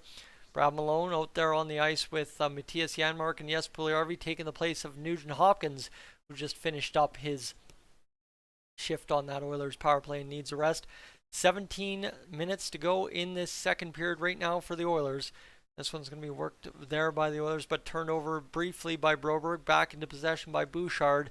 It'll be tipped into the zone. 16:49 to go now in this second period. And my eyes hurt for some reason. Really bad watching this stream, as it just seems to be lagging just a little bit there. And let's see if going on the Twitter tab makes it easier. There we go. A little bit more flow to this hockey game now, as just for some reason broadcasting over to the TV, it kind of lags out a little bit on the TV if I have something open. And here comes Devon Shore coming back the other way. He can't get it going. This one's going to be flipped out by Jackeye into the Oilers bench, and we will have a stoppage in play. All right, friends, there's 26 of you in here. There's 18 likes. I know that there's been 790 unique people in and out the door so far. I'm sure we can get to 20 likes if I ask you to hit the like button on the stream. And if you're enjoying the play-by-play so far, don't be afraid to hit the subscribe button and click the bell to get notifications for future live streams. All right, my ads aside, let's get back to this as Ryan Nugent-Hopkins draws in with Puljujärvi and Janmark out there for the face-off draw. 16-17 to go in this second period, back underway. This one goes into the Oilers zone. This is going to be worked by the Canadiens here near side corner. Good pressure by Barrie, is able to free it up, but Armia instantly on it, and Janmark able to turn it over to Puljujärvi, who's able to leave it there for Nugent-Hopkins, but Nuge with it in his feet, unable to do something there, and the Canadiens continue to keep possession. Matheson keeps it on side. The Habs working there, might have something going here. This one's worked back, and shot fired, save by Skinner. Shot fired out by the Oilers, and Janmark just took a bad path to it, or he might have had a poke for a breakaway. And that was shot number 9 of the game for the Montreal Canadiens here, 5 minutes into this second period. My eye just feels really wonky, to be honest with you. Feels like I've been holding it funny. But here we go. This one a chance now for the Canadiens. Shot number 10 denied by Skinner, so there, give him his 900 save percentage.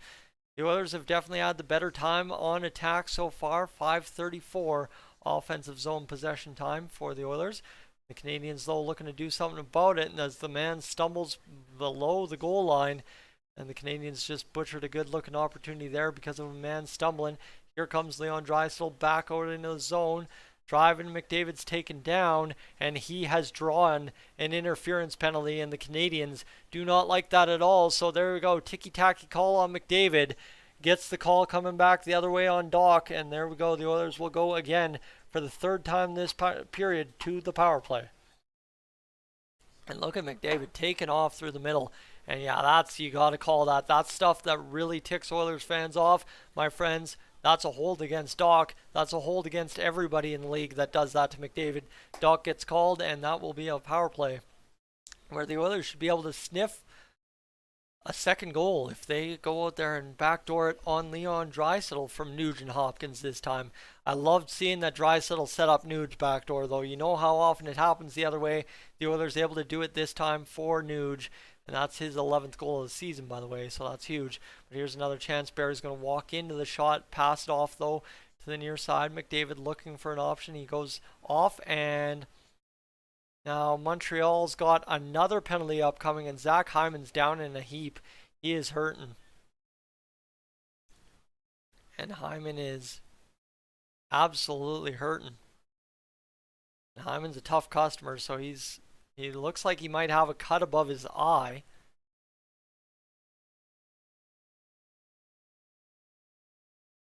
And it will be a double minor for high sticking. That is what the review is for. And Zach Hyman is cut above his eye. That one had to hurt. Comes up under the visor, so you know that stick whacked him around a couple of times. And there's TD4's doing his work on Zach Hyman. A guy that at times I've struggled with as an Oilers trainer, because for some reason the Oilers always had injury issues, and now suddenly the Oilers being healthy, and what he did with Connor McDavid, pretty phenomenal. Now the referees with the stick cut to Zach Hyman. He's holding it there, and there's Zach Hyman cut on the play, and this one's right here.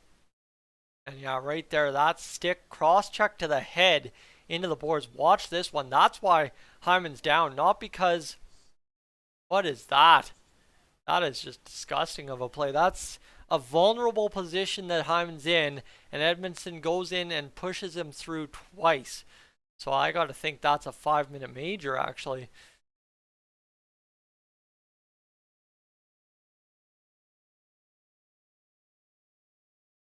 Game misconduct, baby! Let's go!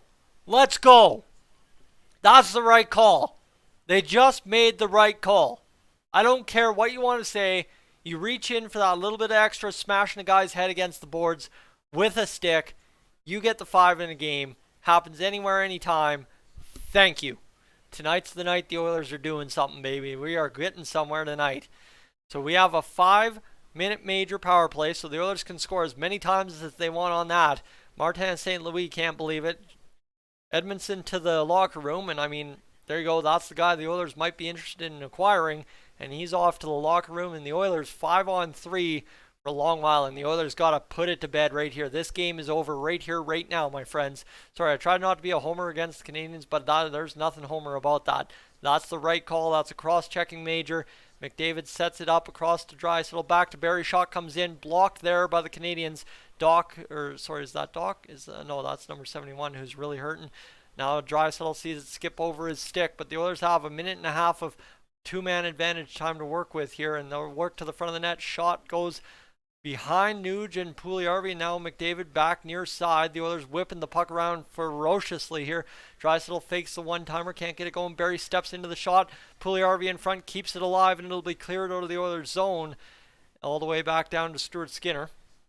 Quick up there. 5-on-3 continues for the Oilers. Nugent Hopkins carries across the line. He's going to go behind the net to Connor McDavid. This is where the big boys need to do all their scoring right here for this game.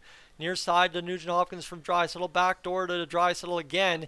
He gets it off of bounce. Puljujarvi pestering in front. Here's McDavid loading up. He's going to fire a slap shot. Misses wide of the net. That was a good look from McDavid trying to put it home. Here's McDavid again walking into the shot. Back door. One-timer. Scores! Leon Draisaitl, baby. And that's a 2-1 lead for the Oilers. And you'll like to see it. The Oilers getting it going here tonight.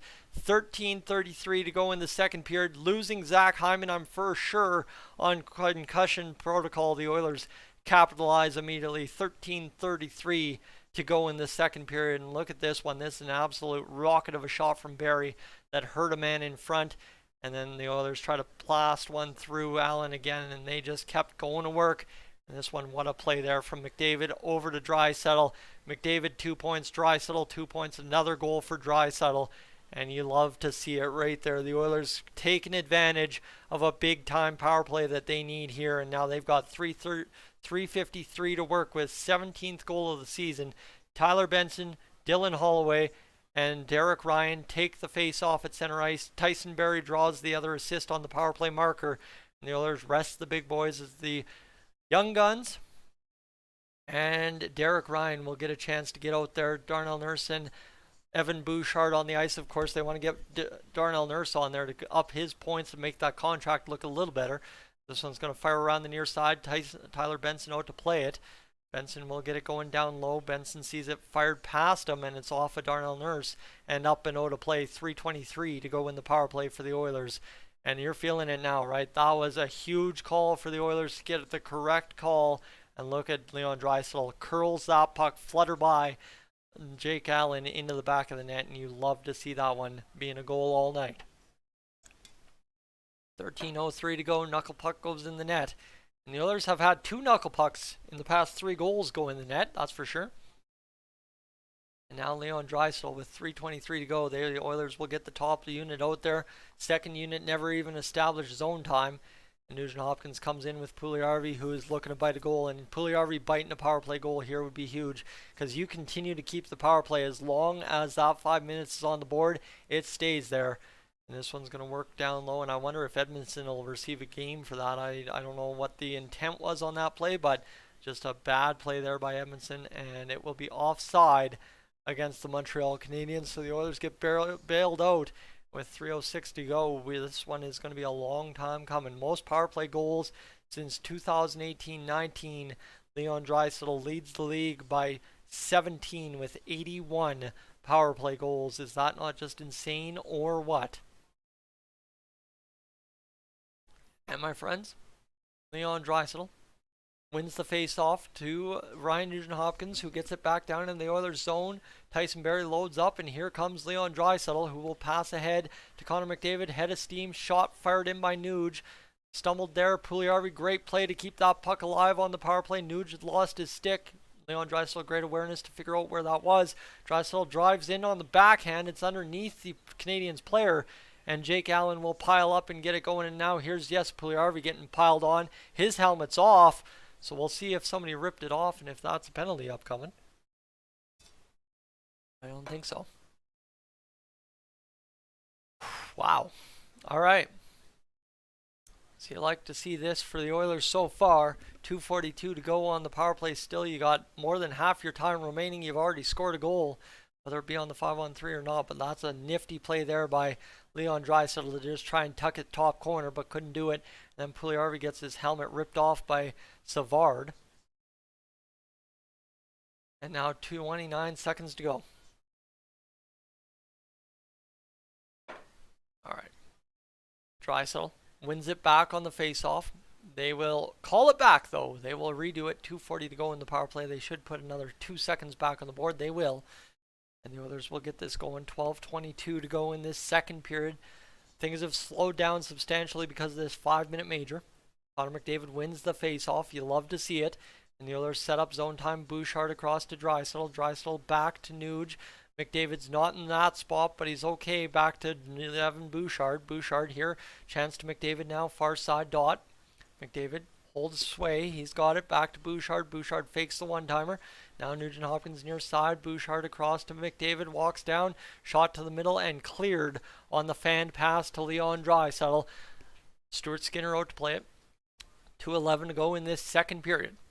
Evan Bouchard starts away in his own zone. He'll dance by one Montreal Canadian and dump it back. Terrible dump back, but he gets it right back as Nick Suzuki didn't even expect to get it back. And this one up ahead now to Leon Draisaitl. Now to Connor McDavid. Flipped out there and Nugent Hopkins unable to come with it. This one's going to be fired down.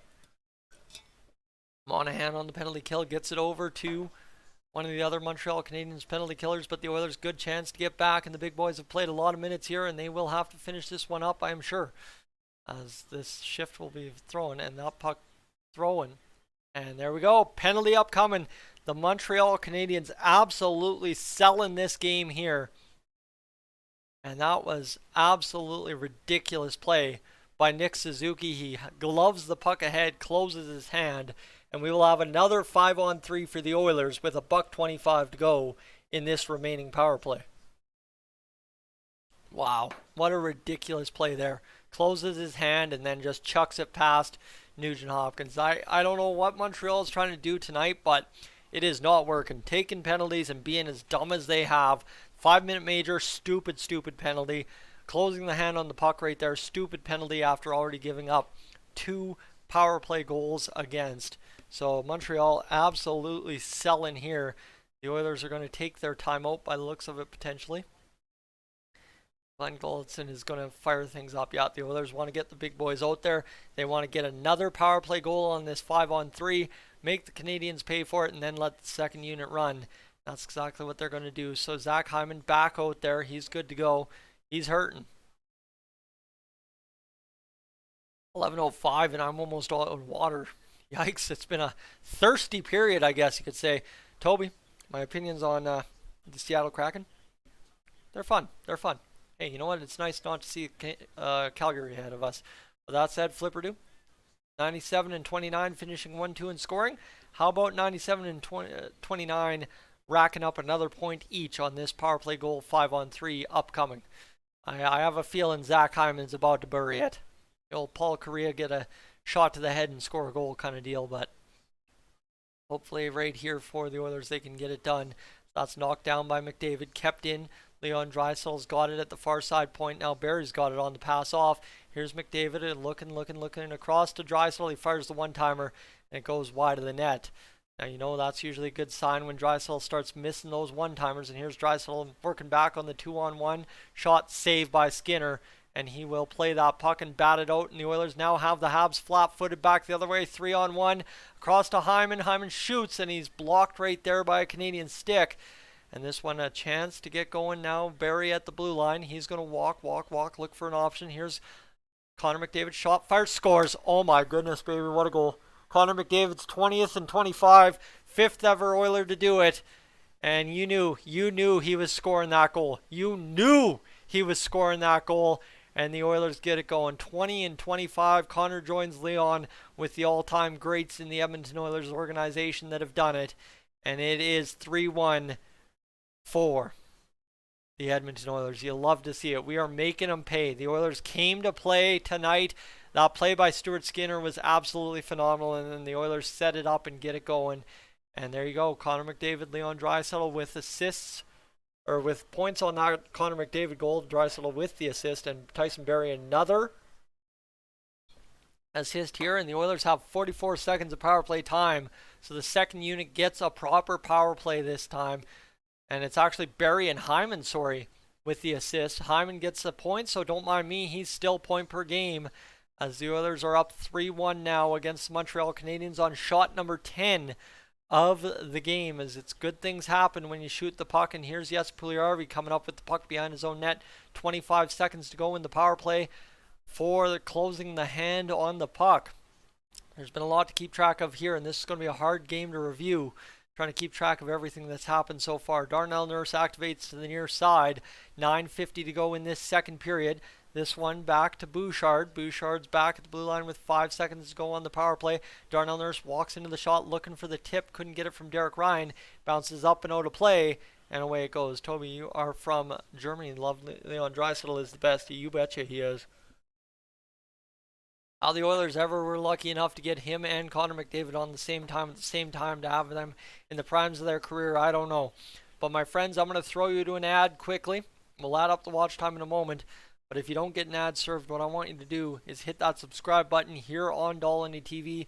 I would love to have you. You've just gotten to witness some of the best hockey this season from the Oilers on the power play, making the Habs pay for it. And if you want to watch more and see my reaction and chat with me live, hitting that subscribe button is your key to doing it, let me tell you. And if you click notifications, you can also get notified when I go live. All right, my friends, we are absolutely pacing along tonight, crushing this live stream.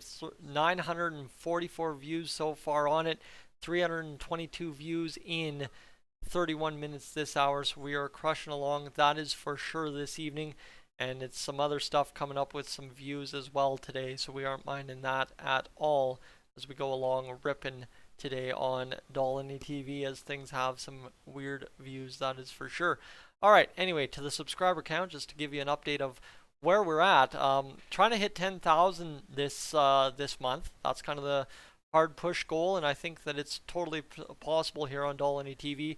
And today already gaining 19 subscribers, up to 9357 on the channel now, and that will put us over a grand total of what, 35 for the month so far in 3 days. So you'll get somewhere pretty quickly if you're gaining 10 subscribers a day on YouTube, and you have a chance today too to add to that. My friends, it's been a fantastic game so far, and maybe I should get off the Canadiens thing and come show some love. Sorry, there's a lot that's happened here in the past 15-20 minutes between the Oilers and Canadiens.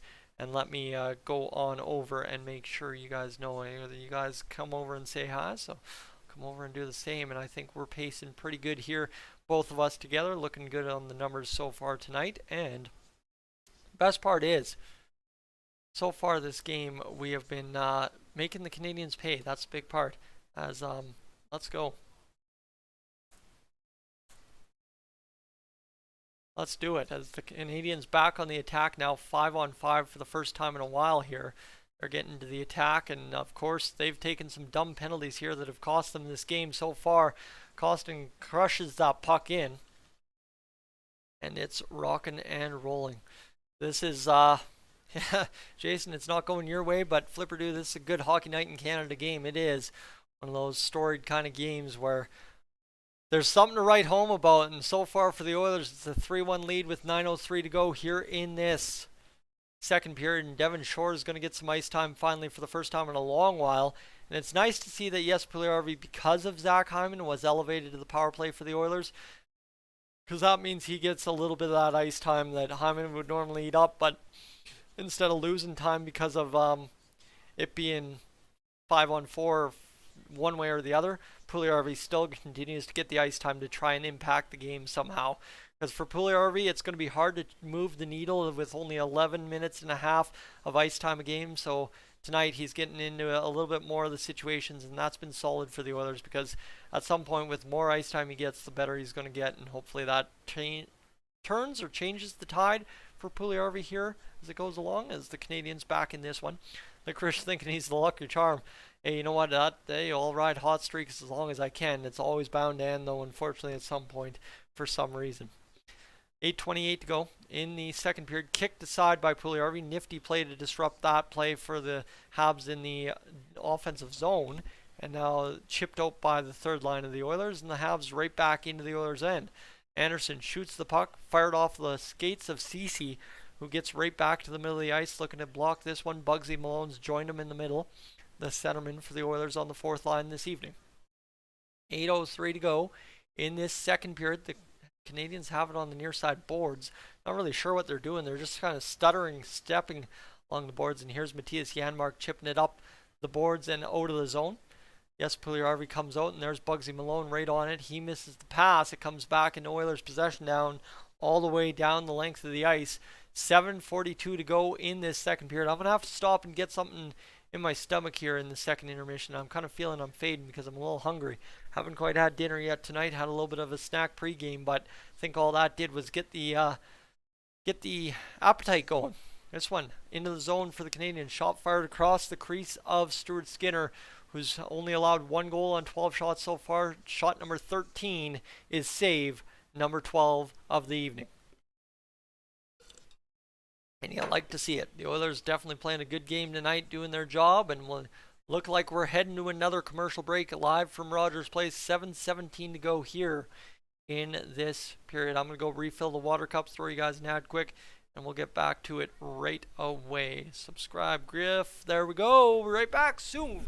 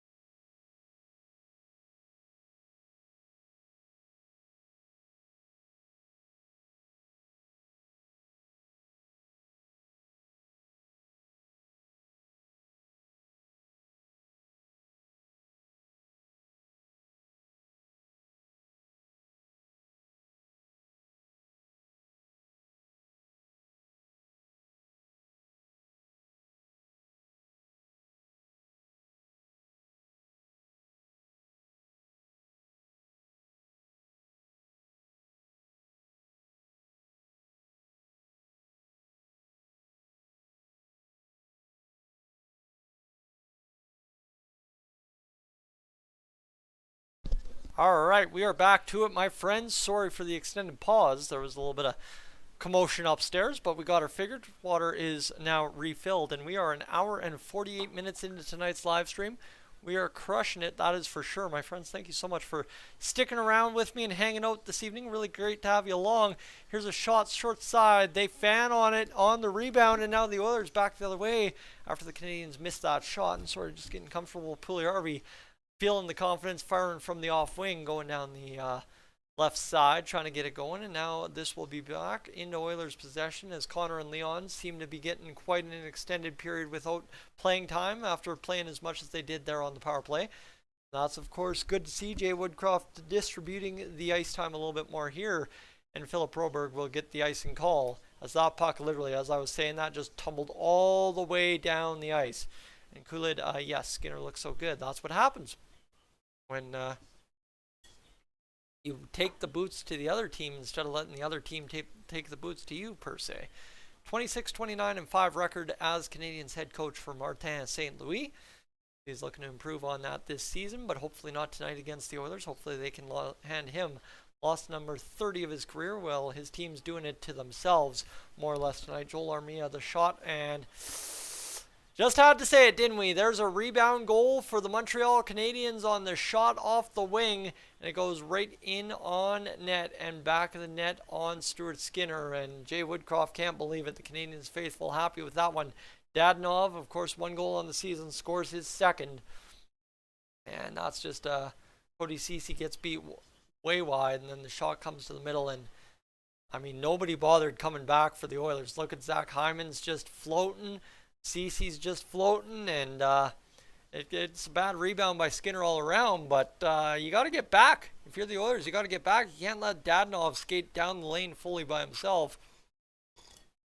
And it's 3-2, but the Canadiens have 16 shots, may I remind you. So we're not too worried about Skinner tonight. It's not like Campbell's let in 5 and 26.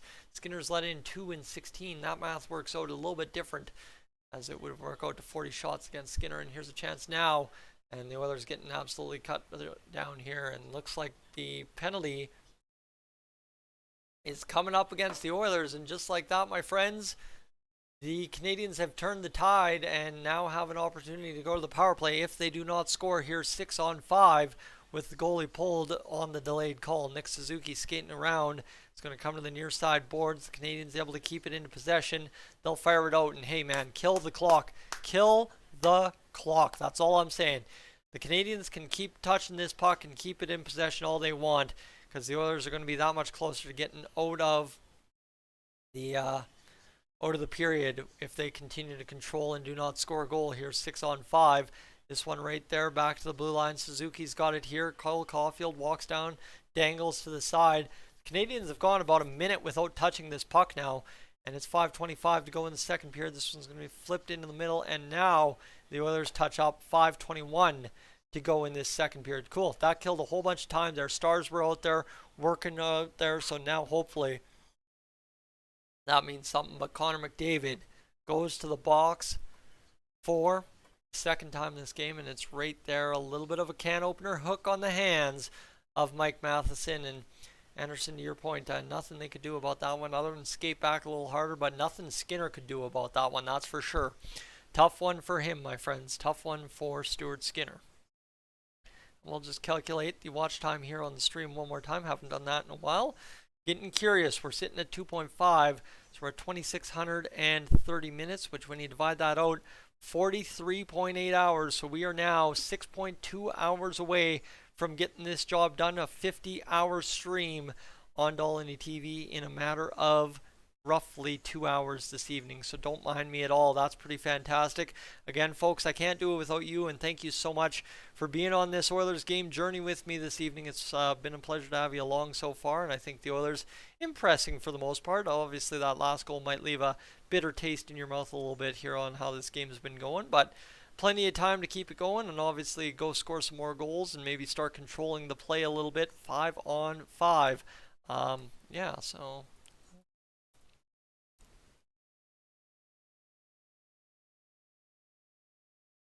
and let's just quickly hit that. We should be good to go and take a breath. Yep. Flipperdo, I think you summed it up right there. And here, all right. Let's go to Twitter, see what Mark Spector's saying about that latest goal against. I'm sure he's got something pretty opinionative to say about it. And we'll check and see. Habs score on what wasn't even a decent scoring chance. Yep, he blames Cody Ceci, so I'm actually on something there. That's not too bad. On to something, so we'll not worry about it too much. And now Kirby Dach, the Fort Saskatchewan product, gets a chance to enjoy his time in Edmonton this evening. And yeah, no, it's interesting that they're showing that hallway at the JW Marriott going into Rogers Place, because yours truly may have stalked some Oilers players there for some photographs in years prior, or in games previous. I don't think I'm going to go and try and do it this time around. I think I'm going to just hang out and just enjoy an afternoon at Boston Pizza, hang out, have some good food, and just wait for the game to get underway. Obviously, a 2 o'clock start. I don't want to be at Rogers Place for an ungodly hour like 10 a.m. 21.4% power play percentage for the Canadiens on the road. They can't get it in the zone here by the Oilers, though. They've been denied 3 times so far. $1.30 to go in the power play, and they will be turned back potentially one more time here as the Oilers get in on the back check. CC getting going there against the Mike Matheson of the Canadiens. Shot coming up. Nope, it's passed off to Dach near side boards. He's sees it fumbled away. Yeah, and this one's chipped off there, and this one's going to go back to the blue line where Suzuki goes down low.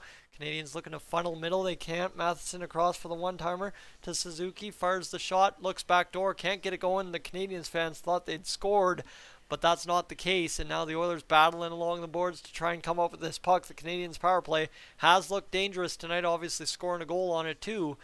And now a chance for Suzuki near side boards. The Oilers' tired defenders here trying to keep them off the board. They need to keep them off the board here. 38 seconds to go on this power play. Now a chance for the Canadiens to work it down low. They do. Monahan, who's really not been a huge factor in this game, which I actually was a little surprised by, gets it going, and it's near side. Back to the blue line now. Chance for the Habs to fire. Shots denied by Skinner. Shot saved, denied by Skinner again. Then Suzuki fires it off the near side of the net, and they're looking for a penalty, but Darnell Nurse does not get one called against him.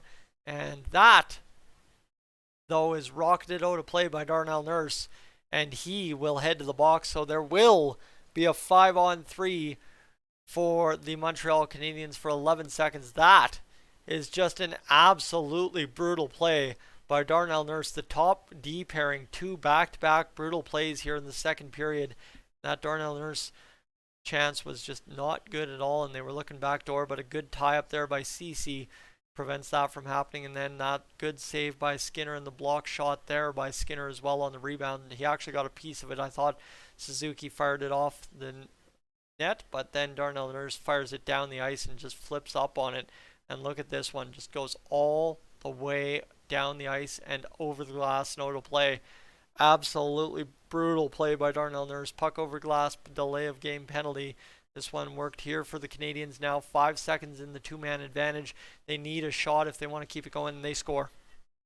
She's a special teams game, my friends. 3-3, 3:22 to go in the second period. And Flipperdo, what were you talking about? This is a good Hockey Night in Canada game. This is going to be an instant classic for sure this season between the Oilers and Canadiens. The Oilers up 3-1 on a bunch of power play goals, and now the Canadiens, 2 of them themselves, and they've got it going. And Jack fires it through a bunch of people in front, potentially tipped. I don't think so, though. And Jack scores the goal for the Canadiens. He's been active. He's been a special feature on this Canadiens team all season. And Stuart Skinner beat cleanly there by the defenseman for the Montreal Canadiens. So $1.50 to go on the power play, and this game is tied. Talk about momentum swings. We've had 3 unanswered goals from the Oilers, and then all of a sudden 2 unanswered goals from the Canadiens here to tie this one back up at 3, and hopefully you just don't see the Canadiens score a 3rd unanswered right now against the Oilers. As this one, Kulak's going to fire down the ice. Take a second. This is tough. It's tough. Got to appreciate that. 4th goal this season for Jack on the power play for the Canadiens. Slavkovsky gets his 3rd assist of the year. And the Oilers are going to work this one down. 2:42 to go here in this second period. $1.08 in the power play for the Canadiens. And it was looking good until Darnell Nurse fired that puck over top of the glass. And that will kill you every time normally in the NHL. This one worked here. Kirby Dach's going to get it going across the ice and in on the attack, and there he goes to the backhand. What a stop by Stuart Skinner to deny him there. 49 seconds to go now. Cole Caulfield fires down low. Can't get it going. 2:16. Caulfield back across and a shot fired. Tipped over top of the net. And this one picked up there on the stick of Tyson Barrie. The power play for the Canadiens. 2 for 2. Caulfield walks in. Denied, turned back by Broberg on the power play. This one 30 seconds to go now. Canadiens chance here. They rotate down low. Looking middle, back to the blue line. Here's Matheson to the side. Fan, shot, pass, whatever it was from Nick Suzuki, whose stick exploded. And now passed across. Caulfield fires the shot. It's blocked by Broberg. Broberg able to shovel her down the ice. And thankfully, my friends, with a 3-3 game and back-to-back power plays for the Montreal Canadiens, that will do it for the second power play. And the Oilers escape back to 5-on-5, tied 3-3 here in the second period. The Oilers get things going, and there's been a lot of penalty minutes in this hockey game. No fights, but a 5-minute major and a game misconduct is going to skew that a little bit. And here's Devon Shore busting down with Brad Malone. Shore fires. Malone looking to kick it in. Malone thinks he's scored, and not a chance. My goodness, what a try by Brad Malone to try and score that goal. He was kicking it all around, bumbling, trying to just force it home. He couldn't do it. The Canadiens back the other way, 3-on-3. Josh Anderson plays off to the open man. Shot saved by Stuart Skinner. It bounces into his chest, and he holds it up there. And Evgeny Dadonov denied on a bid for his second goal of the game. But just what an unreal situation there is. This one to the backhand for Doc on the power play. Best chance for them on that power play, and denied by Stuart Skinner. Thankfully denied by Stuart Skinner. All right. We're looking all right, my friends. We're going to be fine. Leon Draisaitl out there with 14 shots here in this second period with a minute to play. Jake Evans on the ice here for the Canadiens on this face-off draw. Darnell Nurse unfortunately takes that puck over glass penalty, and that's what killed us right there. Slavkovsky on the ice, 25-11 the face-offs for the Canadiens. You know, I thought at one point the Oilers were winning a ton, but it looks like they've been slacking quite heavily now. The Canadiens winning a bunch, but every time the Oilers win a face-off, it gets called back. That's all. That's what I'm seeing here. And friends, if you're enjoying the play-by-play so far, let me know. Leave a like on the stream. If you're subscribed, or if you want to subscribe, definitely let me know that too. And secondary, hit that bell once you subscribe. Get the notifications for every live stream so you don't miss another one in the future. The Oilers back to center ice here. This one's going to be worked there by the Canadiens for a brief moment at the Oilers' blue line, but now turned to Leon Draisaitl, and Connor McDavid gets a chance on the ice to start creating some offense. He's going to dump it around the boards, go to Zach Hyman, far side boards, leaves it there for Bouchard, who makes an absolute beauty play. Darnell Nurse fires into traffic, denied by a block of Slavkovsky in front, and this one's going to go down the ice to Bouchard, who battles it there, and now this one fired, denied by Skinner, and a chance there to fumble it away for the Oilers down the ice to Zach Hyman, who already has a point to extend his point per game streak here in the NHL. And Darnell Nurse, dead center of the ice. The pass comes to him. Scores the goal. It's 4-3. Darnell Nurse from Zach Hyman and somebody. I didn't even get the number in front. But Anderson, it is another goal for the Oilers. It's 4-3 with 40.2 seconds to go. An instant redemption for Darnell Nurse on that one. What a play there, and what a play down low. Zach Hyman hustling. Outskates the defenseman, gets it to Draisaitl. Draisaitl has a 3-point night, and Darnell Nurse scores the goal dead center on Jake Allen. You like to see that. Middle of the slot, walks on in, activates as the D-man, and scores the goal. Off the blocker, and what a goal there for Darnell Nurse. You like to see it.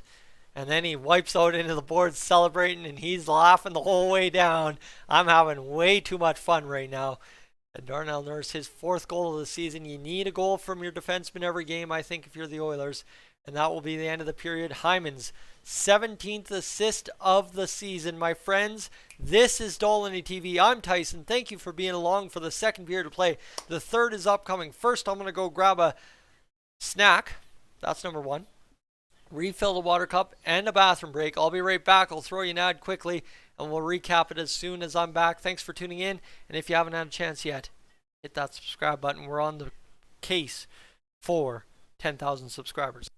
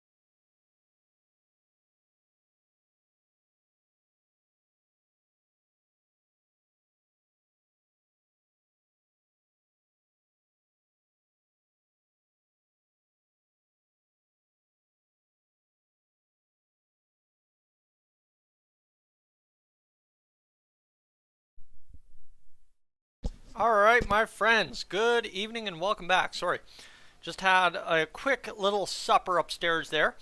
Had to crush off some fine sausage from Ukrainian Fine Foods. The roommates went out to the Saskatoon Farm Market today and picked up some sausage from Ukrainian Fine Foods, which was absolutely phenomenal. So don't mind me, I smelt it upstairs when I went upstairs, and there it was.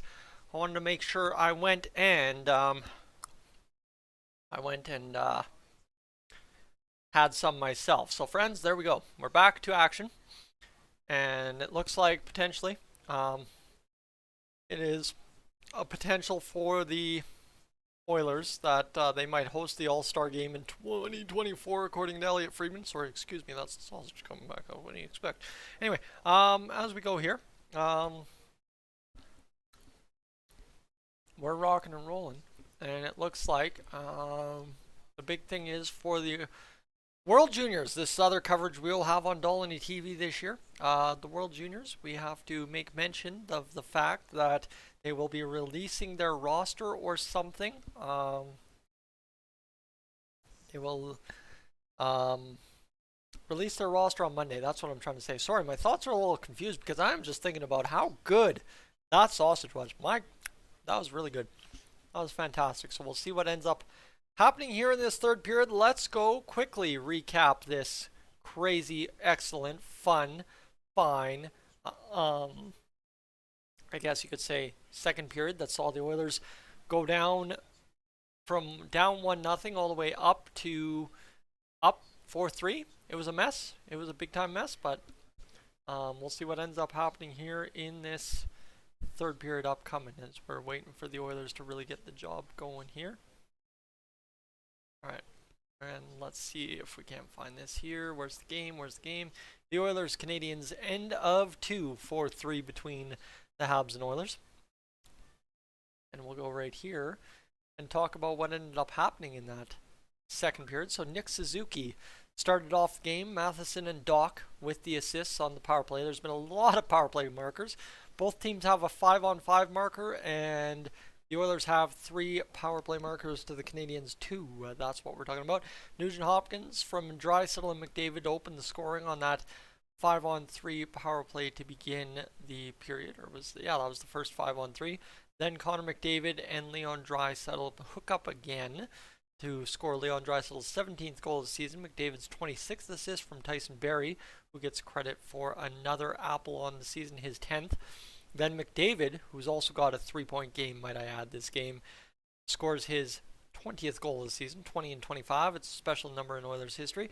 Tyson Barrie's 11th assist from Zach Hyman's 16th assist. So again, Zach Hyman's had a special season so far, and that would continue there on the Darnell Nurse goal. But first, the Oilers would then cough up the Evgeny Dadonov goal, which Joel Armia puts a perfectly placed shot off the pads on Stuart Skinner. CC doesn't back check, nor does Hyman. Back in the net, Dadonov, his second of the season. Jonathan Kovacevic gets his 3rd assist of the season. Arbor Zajac, I say Zajac, don't know why. It's actually Jacki, pardon me. Gets his 4th goal on the power play from Juraj Slafkovsky, his 3rd assist of the season for the former number 1 overall pick. And then Darnell Nurse picks up goal number 4 of the season from Leon Draisaitl, his 24th assist and Draisaitl's 31st point from Zach Hyman, his 17th assist of the season. Now he can go a game without a point and still be point per game. But Connor McDavid up to 26 assists, 20 goals on the season, 46 points in 25 games. Not too bad at all. As we feeling in the intermission, folks? How we feeling?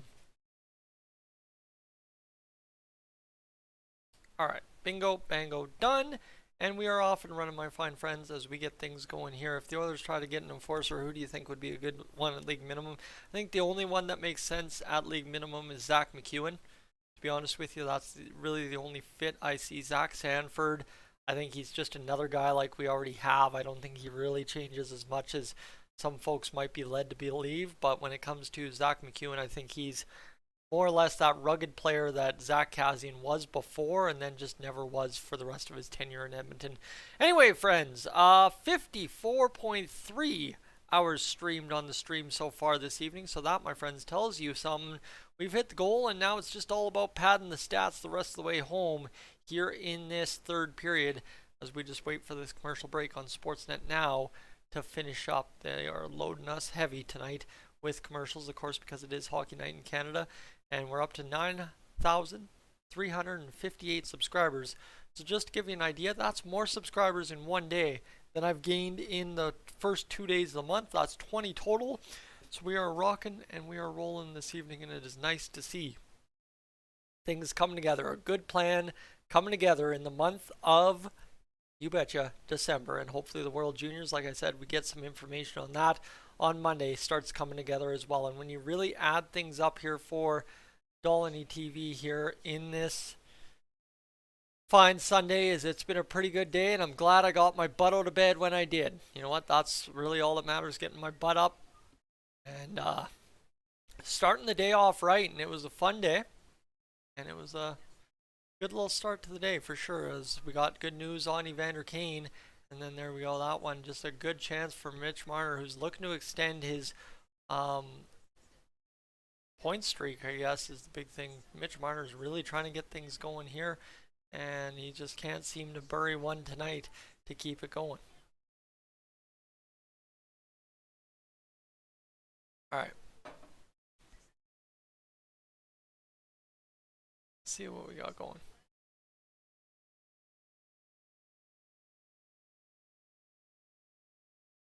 Take a break. Take a break. That's all I'm trying to do. Take a quick, simple break and get us going towards this third period. I gotta have enough juice left in the tank to get this third period done. And look at this, Tkachuk and Trouba fighting at center ice. You like to see that. That's a little bit of emotion you don't see often in the game anymore. And Tkachuk scores the goal there, and then Tkachuk on Carlson here rides out Carlson, and then scores a goal right in, or tries to score a goal right in front, but deflects it off. Oh, it does score a goal. Never mind, he did score. I don't know what I'm doing. Who hired me? Oh, I hired me. I'm a terrible choice. Why would I hire myself to do this job? I could hire much better people to do this and probably have much better results. Anyway, Darnell Nurse scores with a few seconds left to get this game going 4-3, and it was just a perfect play by Connor McDavid to leave it down there, let Zach Hyman barely touch it, and then back out, and a good pass by Draisaitl right on the spot to Darnell Nurse, and away the Oilers got that 4-3 lead. And hey, you know what? If the goaltending's going to be shaky, hey, let's make sure the other team's goaltending's shaky too. And the Oilers are kind of capitalizing on that tonight against the Montreal Canadiens. All right, we're just about ready for things to get back going here live from Rogers Place on this Saturday night. My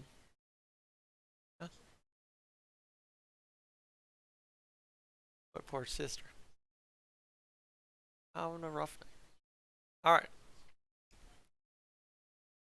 21 concurrent viewers on the stream. We've been rocking and rolling. I think the highest peak so far on the stream, my friends, has been a total of 37, and I expect we'll hit 50 in the third period at some point. Kula, do I think Skinner is doing good tonight? Well, simply look at the stats. We'll recap it here. Skinner's got 21 shots against so far tonight. I don't think he's had his best stuff, obviously.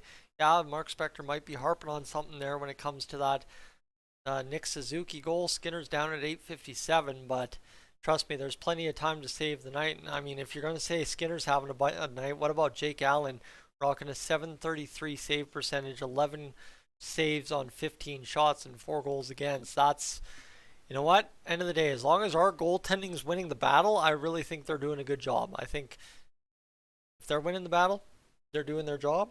Is an easy way to sum it up, and that's exactly what I'm going to stand behind tonight. Is Skinner, I don't really care how many goals he gives up, as long as he's not like Jack Campbelling it in net, and I don't think he's Jack Campbelling it in net, so we should be, I think we should be fine here in this third period, especially if the Oilers clamp down. And the big thing too is the Oilers have the defense that is capable of playing good defense for stretches of games. So if they just clamp down and decide to commit to playing defense, we'll be fine and dusted this evening.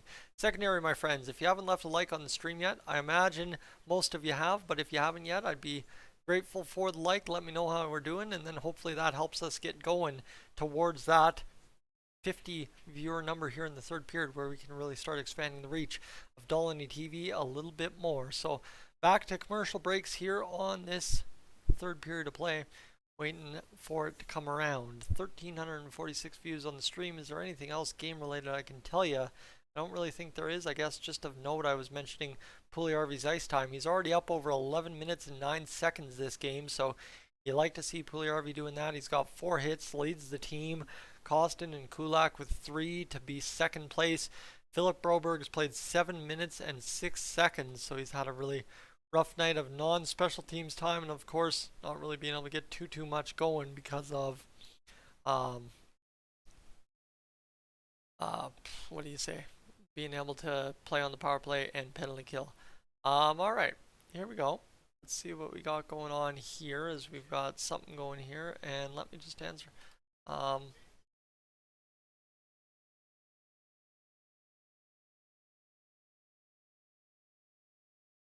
And there's Kirby Doc's family in the stands right now, watching their family member play in the lineup for the Montreal Canadiens. How uncomfortable would that be?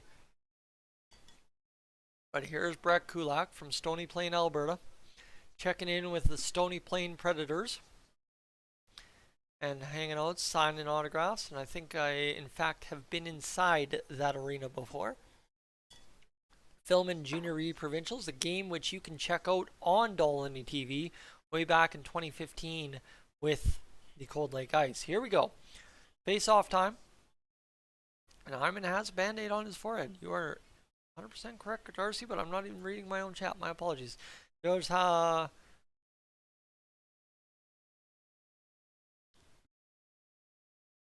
you're saying the Oilers wish to have Arbor Zajac. Well, I mean, the Canadiens found a gem in him, that is for sure. 19:54 to go in this third period. There it is. Nice chance ahead for the Oilers to get out of the zone. They don't. Outscoring opponents 35-30 in third periods are the Edmonton Oilers so far. Obviously, that Minnesota Wild game changes things a little bit. 19:38 to go. As we get back under play, Leon Draisaitl lumbering down the right side. He's getting into the zone deep on the corner, but it's near side boards, and the Canadiens able to move it out here in this third period's early stages. Down the wing, Doc fires a shot, holds the post, does Stuart Skinner, so a good save there, and that's shot number 22 of the night against Skinner, and save number 19. So again, he already comes out of the gate and improves the save percentage, and the Oilers back the other way. Draisaitl again lumbering down the middle. He shoots the puck, save by Jake Allen, who pops right back up into the butterfly. 19:02 to go in this third period, and the puck away out of the Canadian zone. Down the ice to Stuart Skinner, who chips it off the backhand. Slavkovsky almost comes up with that puck, but now Puljujärvi in change has it and gets it down the ice, and it will be an icing call, however, against Puljujärvi. Yeah, I kind of just threw him under the bus right there, didn't I? Oh, poor Jack Campbell. But hey, you know what? We'll figure out Jack Campbell. Trust me, we got 5 years to figure it out, and I think Campbell's far from cooked in the Oilers' net, so we should be good. I'm not sure what's with the Canadiens fans wearing their jerseys backwards tonight, but apparently that's the thing in the stands for some reason. And this one's going to be worked out by, well, Ryan Nugent-Hopkins across the wing to Matthias Janmark, driving to the net. Shot, denied by the pad of Jake Allen. I thought that was in. Everybody was waiting to react to a goal light going off, and it never did because the puck was in the corner. 18:26 to go in the third period as Monahan fires a shot off the pads. The Oilers regroup the rebound. No goal from Dadonov on that one, as this one's going to be tipped out of the reach of the Oilers. And 18:13 to go in this third period. Time winding down now. And you know, in the third period, if you watch Dolynny TV regularly, I watch the clock like a hawk, because the more time you eat off of it early in the stage of the third period, the easier it is to win a hockey game, as long as you're playing steady Eddie hockey in that early stages of the first 5 or 10 minutes of the third period. The Oilers able to chip this one off the boards, batted down by a Canadiens player, and it goes out of play to whoever's down there for the American broadcast. And this one's off of the side of the net, and he got around Caden Gooley. That was a good burn there by Costin, and then that one saved by Skinner. Good save there for sure. 17:46 to go. Skinner's got 20 saves in the match. Things are looking good here. A 4-3 lead. Now just a matter of clamping down and getting the job done. Broberg looks off the defender. Dadonov coming back the other way into the neutral zone. It's the Oilers tipping it on down. This one's down below the goal line. The Oilers trying to come up with this puck now, and they've got a chance here. Brad Malone ties a man up behind the net, but no puck was near him, and now Holloway overskates the puck on the poke check. Almost had a chance to come up with it himself. Now the blue... happens every third period that I start stumbling. Now the guys in blue, hard blue, the Edmonton Oilers have the puck in possession. That's a good play there to try and work it back to Bouchard by Brad Malone. Couldn't do it. And now the Oilers back the other way. Tyler Benson defending. He's going to throw the hit, but the man goes for jumping around him, and the Oilers have it back behind their own net. 16:56 to go, and the sausage is slowing me down. Shouldn't have stopped and had a snack. I should have kept going. The hungry stomach was doing it for me. 16:48 to go as the Canadiens work across the blue line and set up the attack. Jake Evans across it, bounces off a man or two and gets across to the far side blue line. 16:37 now as time winds down here in this third period. The Oilers and Canadiens getting it going, and now worked out into the middle, and Darnell Nurse skating the other way with Zach Hyman, who shoots. Rebound to Hyman. He can't find it, and Jake Allen regroups it. I did not see that becoming the play. It did, but Zach Hyman, dangerous opportunity and almost got the job done. But 16:23 to go in this third period. The Oilers almost made it 5-3. Zach Hyman down the wing, and what a beauty play here. Takes it to the net, shoots it off of Allen, looks to bank it back in on the backhand, but couldn't get it going. Elevates though over the defender. And Savard almost beat there bad, but look at this. Shot by Hyman off the blocker. If it would have hit the man in front, in whoever that is wearing 32 for the Canadiens, that would have been in the net. Hyman's had 4 shots. He's been snake bitten of late, so hopefully things change around for him. But as long as he keeps putting up the assists, I'm going to have an alright time with him. As Connor and Leon can score all the goals, that don't worry me none. It's just a matter of doing the right things along the way, and that's what Zach Hyman does. As Leon Draisaitl pushes this around the boards, and now chance here to chip it in the middle of the Oilers. Back the other way, Cody Ceci leading the rush. Shot fired off of the bar and up and out of play. Had Jake Allen beat, but fires it high and up over top of the net. And we will go to commercial break here for a quick second, so we'll throw you guys an ad. And if you're just joining the stream, I don't know how many of you are, but if you're just joining and would like to consider hitting that subscribe button, I'd love to have you along here on Dolynny TV for the rest of the Oilers season. Alright, back to action. 15:55 to go in this third period. Time is winding down, my friends. We're hoping to get things going here in this third period as the Oilers lose the face-off and the Canadiens able to work it out. The Oilers have lost a ton of face-offs tonight, so that's not too much of a surprise. As worked back into the Oilers zone. Puck along the far side boards, battling there. Nugent Hopkins down low to Tyson Barrie, who rims it around to Jesse Puljujärvi. Puljujärvi gets it out against Jekai, and now a chance here for the Canadiens to regroup on the puck out of the Oilers zone. Jekai up off the skates of Nugent Hopkins. 6-6-0 versus Eastern Conference opponents this season for the Oilers. So you got to figure that half their schedule so far this season has been played against the Eastern Conference. That's a pretty nutty number if you're the Edmonton Oilers trying to make a go of it here early in the season. And now for Dadonov, he comes back the other way, shot off the post, and Stuart Skinner sees it hit the crossbar, bounce directly right into the crease and stay out. That was a heck of a rocket there. Shot tipped down on front on Skinner again. And this one's going to be fired out of the zone by the Oilers, who all of a sudden trying to bail water out of the ship as it is sinking on that ship. 14:46 to go here in this third period. Jekai has been effective all game so far for the Canadiens. He's a really bright spot for them this year. Great story too. And this one worked here with 14:33 to go in this third period. Matheson dances around the defender of Devon Shore, and now the Oilers back out there on the attack, looking to get things changed up a little bit here.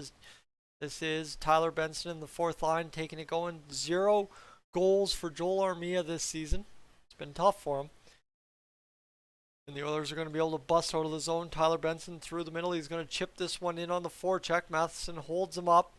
Canadiens, we've been a while without a penalty now suddenly in this game for the seams of it. 14 minutes to go and the Canadiens go D to D in the zone and get it out. Back into the Oilers territory it comes. Nice chance here. The shot saved there by Stuart Skinner, who sucks up the side of the net. And we will have a stoppage in play with 1,443 views on the stream this evening. What a shot. Goes off the bar, down and dusted, right back into Stuart Skinner's skates area. Played there by Bouchard, who scoops it out. And Bouchard's lucky that one didn't bounce off him. And in that is for sure. Alright.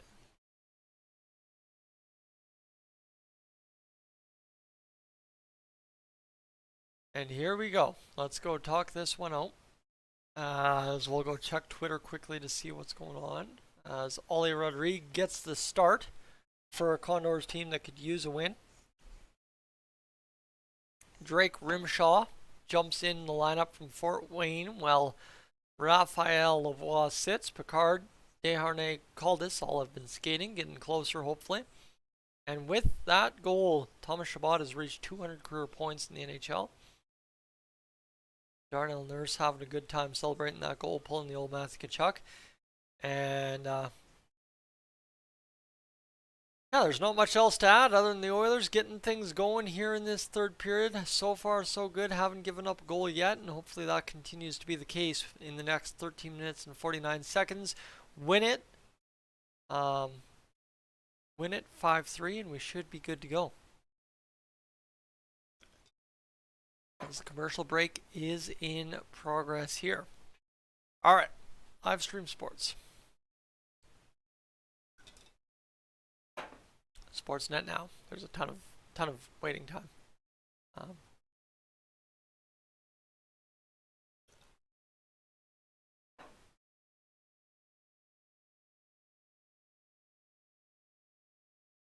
right.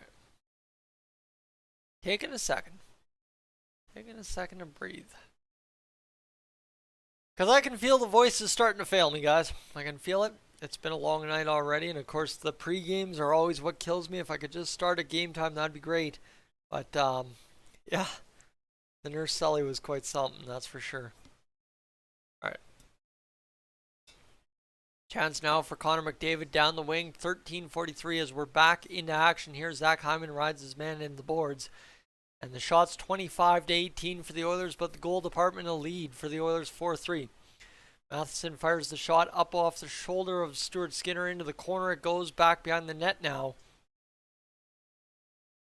Leon Draisaitl sees the man knocked down on the puck, and now Connor McDavid leans on the man. He's taking his hat off there as one of the fans. Another fan takes his hat off, and away he goes. And now Connor McDavid has Zach Hyman busting down the wing. Hyman looking for the pass to McDavid. It's not there, but it's maybe not the most dangerous play he could have made. And instead he gets it going back around. Shot fired. Jake Allen the save. Tapped into the corner. And I don't know what kind of play that was by the Canadiens, but it gets them out of the zone. It's fished out through the neutral zone down to Stuart Skinner, who leaves it there for Cody Ceci. Skinner comes back to play it. It falls on him, and he will drop on the puck and freeze it up with 12:49 to go in this third period. We have a stoppage in play. All right, we are just about ready to go, and Steve Dangle is, of course, broadcasting this evening. So that's, of course, why I'm sitting here looking at the views being only in the 30s. But I'm sure by the time we get into the last 5 minutes, things should pick up here, and heaven forbid overtime. Heaven forbid overtime, let me tell you. The Oilers, though, yes, Puljujärvi blocks a shot, almost gets it going the other way. It's enough to get possession back into the Oilers' zone, though, and now the Oilers will rim it up the boards and into the zone off the tip of Janmark, who gets absolutely stapled by Arbor Jacki. And that was a massive collision there. Janmark took a heavy blow. Anderson out to play it there along the boards to Skinner. Skinner will play it ahead, and now a chance here for the Oilers to fire it off the boards. Puljujärvi can't get to it, and the lag on this stream has been real all night. Let me tell you, 12:11 to go here in this second period. This one's going to be worked by, second period, third period. See, I'm getting tired. I'm getting tired. It's 7:24 in the evening, and I'm already tired because of streaming and talking as much as I have. This one worked across by the Oilers, and Evan Bouchard going to fire this puck. No, he's going to hold up. He's going to go across, but that's a waiting Montreal Canadiens stick. We've got a chance now for the Canadiens to get it back behind their own net. They're going to work it up ice, and the Oilers turn it over there. Puck thrown to a free wing. The Canadiens slap it back into the neutral, and before it's rimmed back into their own zone, so as they can set up the attack going through on the transition. A player gets taken down. No penalty forthcoming to the Oilers. 11:31 in the third period to go. Sorry guys, starting to struggle. I can feel my eyes getting heavy. I can feel my voice getting slow. 11:21 to go in this third period. I'm actually going to just kind of lower my chair a bit, getting a little uncomfortable. Evgeny Dadonov in here for the Canadiens. He's got it going back behind the net. This is also just getting a little bit sleepier of a game too. The Oilers doing a good job of killing the clock so far, but I'd like to see them maybe get a dangerous chance or two here that actually goes on net to get shot number 20 of the game. So this one's worked out by Holloway. Brad Malone will see it go down the ice. 10:56 now to go in the third period as the Canadiens work it out into the neutral. Turned back there by Tyler Benson. Sorry, that's Dylan Holloway. Benson was in the vicinity, and the Canadiens back into the Oilers zone. Holloway's first career goal back on November 26th, so we're not even that far removed from it. We're realistically only a week removed from Dylan Holloway's goal a week ago in New York to really help cue the comeback. That was a huge game. Huge game. Caden Gooley gets it going there. 10:25 to go in this third period. This one's fired down the boards. And this one into the Oilers zone now. This chance here, the Oilers chip it there. Connor McDavid on the ice with Cody Ceci. Ceci will fire it in along the near side boards, rim it around and get it going here to Jake Evans, who gets it out of the zone on a pass. And now the Oilers see the Canadiens transitioning back into their own end. The Oilers able to pick it up there though. Connor McDavid fires it ahead. It goes down the ice. No touch there by the Oilers, but a touch by the Canadiens. Negates icing, and we are halfway done this third period of play. And here's a chance now for Jack-I, who's played, I think, a ton in this one, to get it going on this one, obviously, without Edmondson after he took a very bad penalty on the Zach Hyman 5-minute major for cross-checking and a game misconduct. That was a rough call there for the Canadiens, but a very well-deserved penalty for sure when you're crunching and cross-checking a man's head into the boards. 8-3 the shots for the Canadiens so far this period. The Oilers sleeping through the shot department, but still with the goals on the column. And here's a chance. Now there's a shot by Nugent Hopkins. Shot number 20 of the game. The Oilers come up with it, and we will go to a break in the action. And Jack-I crushed, absolutely crushed Matthias Janmark there, but he pops up quickly and he was good to go. So we will have another commercial break here quickly. And I'm going to flash this ad quickly again if you haven't already. If you haven't considered hitting subscribe, now would be the time to do it. I'd be greatly appreciative if you could. I'm going to go see what's happening in the stream over there on the Oilers Fanatic, as things are pacing along there for you.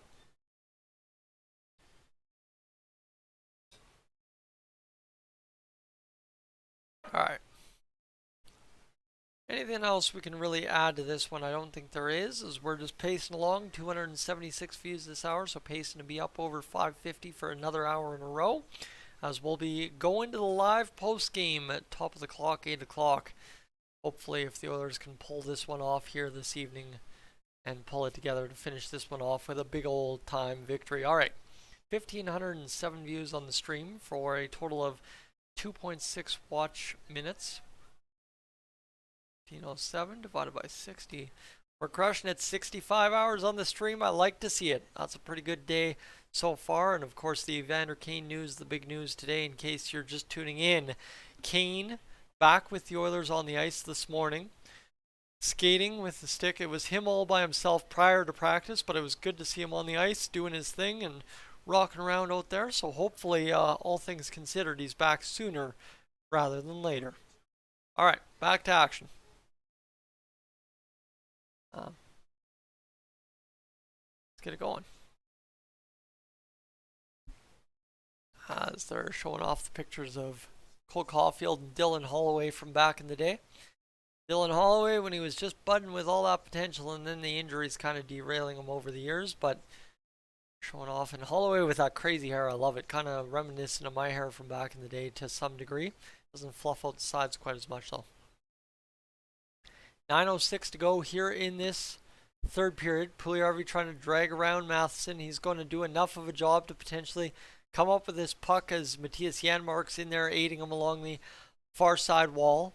Puljujarvi still tangling it up. It's back to the D, and it's battle one for the Oilers. You like to see winning those puck battles. And now this one's going to be flipped on by Nuge. Puljujarvi and another Canadian are engaged in battle. It's Matheson down there with him. Slavkovsky sees that puck trend away from him. And now for Matheson, he's got to come back and defend this one. Actually, he's already off the ice. Sorry. Derek Ryan and everyone's getting over the boards. And I'm struggling here. I'm very tired, and I don't know how I'm going to get through this post game. The Oilers are going to have to score an empty net goal for me, I tell you. It's going to have to happen. And now a chance here for Caden Gooley to play it behind his own net. Jack-Eye with the puck now. He's going to go back to Gooley. And this is one thing that's really hurt the Canadiens so far is just they have not been able to get out of their own zone cleanly. And after hours, of course, following the Coyotes and Canucks. And this one down low to Stuart Skinner, who will freeze up that puck. And suddenly we've got a whistle with 7:54 to go in this third period. Take a chance to yawn. And let's stretch out a little bit as we get set for the rest of this third period. As Matheson and Puljujarvi tangling up, trying to get off each other. They did eventually. And Stuart Skinner freezes that puck, and then Devon Shore comes in there against Zajac. So does Costin, and they kind of chest up a little bit. And now a chance for the Oilers to take a face off here. Draisaitl wins it back, and unfortunately goes right into Canadian possession. Shot there on Skinner, and then everybody forgets how to play hockey there for a minute, and it's just weird break in the action. As Canadians continue to pester in the Oilers zone, trying to come up with a puck that makes the difference for them. They've got an all right-handed top line is the Canadians. I just realized that. Doc, Caulfield, and of course Nick Suzuki. This one worked over there. Cody Ceci does it against Kirby Dach. And the Oilers are able to move down the ice. Out of the zone, denied. The Canadians still with the puck. They work to the middle. And now the Oilers deny it. Sorry, the stream is lagging. Oh, great time for that to start happening. Zach Hyman will chip this one high off the glass and deep into the Canadian zone. Come up with it. And Draisaitl, realizing that he had to go for a line change, sleepily walks off the ice on what would have been a great scoring opportunity had he not chosen to do that. Broberg out there battling. He's had limited ice time so far, and the possession time has been pretty well split between the Canadiens and Oilers so far. Canadiens, though, with just about 4 minutes extra of possession time in this one. This one third period. The Canadiens and Oilers battling in the Canadian zone now as Puljujarvi again pestering on pucks, trying to come up with something here. This one's going to go down to Matthias Janmark, near side corner. Puljujarvi staples the man, but it doesn't come up with the puck. And Stuart Skinner, say it ain't so. Back to that magic number. That's as much as I'll say on that one. 6:22 to go here in this third period. And this one's worked out as this is played by Jake Evans. Evans will work here in third period, fired in. Stuart Skinner out to play it. He'll leave it there for the defense, and this will be a nice play there by Barry over to Bouchard. One's worked ahead, and now the Oilers coming into crunch time the last 360 seconds. We got a 360 to do, and we'll be done this hockey game. If the Oilers can get it done, that would be huge. Matheson with 550 on the board, gets out of his zone, and now Caden Gooley gets it going down deep into the Oilers' end. Nice play there by Kulak to push it off, and now Barry's going to chip it off the boards. Costin gets it out on the touch into the neutral. 5:35 to go in this third period. Shots 30-21 for the Canadiens. This one worked ahead by Anderson, worked out there now by Draisaitl, and now a break for Connor McDavid in alone, shoots, scores. Connor McDavid, a beauty. Stick handles his way into a 2-goal lead, and what a headsman pass by Leon Draisaitl to spring Connor McDavid on the breakaway, and you love to see it. Let's go. Big old goal, and let's get it going. That's a big one. That's a big one.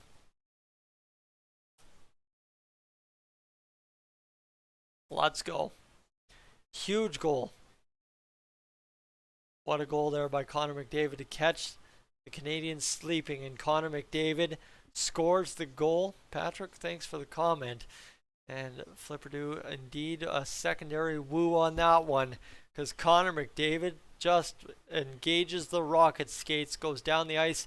Jake Allen knows he's down and out, and he is dusted there as Connor McDavid puts it home to score his 21st goal of the season. And there you go, back to action. We are Darnell Nurse. Did he draw an assist on this one? 2.9 for Darnell. That'd be nice if he did. But Connor McDavid gets the goal. Draisaitl the lone assist. Draisaitl a 4-point night. Same with Connor McDavid. And the big boys came to play tonight as the Oilers now have 300 seconds to not give up a 2-goal lead against the Montreal Canadiens. A wherewithal block from Evan Bouchard to get down and stop that one from going to the front of the net. And now down the ice it goes for a clear. And this is where all of a sudden all you have to do is realistically bleed the clock to 2:15, and the Canadiens are likely to pull Jake Allen. And thankfully, with a goaltender struggling in net like Jake Allen has this season, the Oilers crack him for 5, and the Edmonton Oilers also surrender 30 shots against, which has allowed Stuart Skinner to keep his number right where it's at.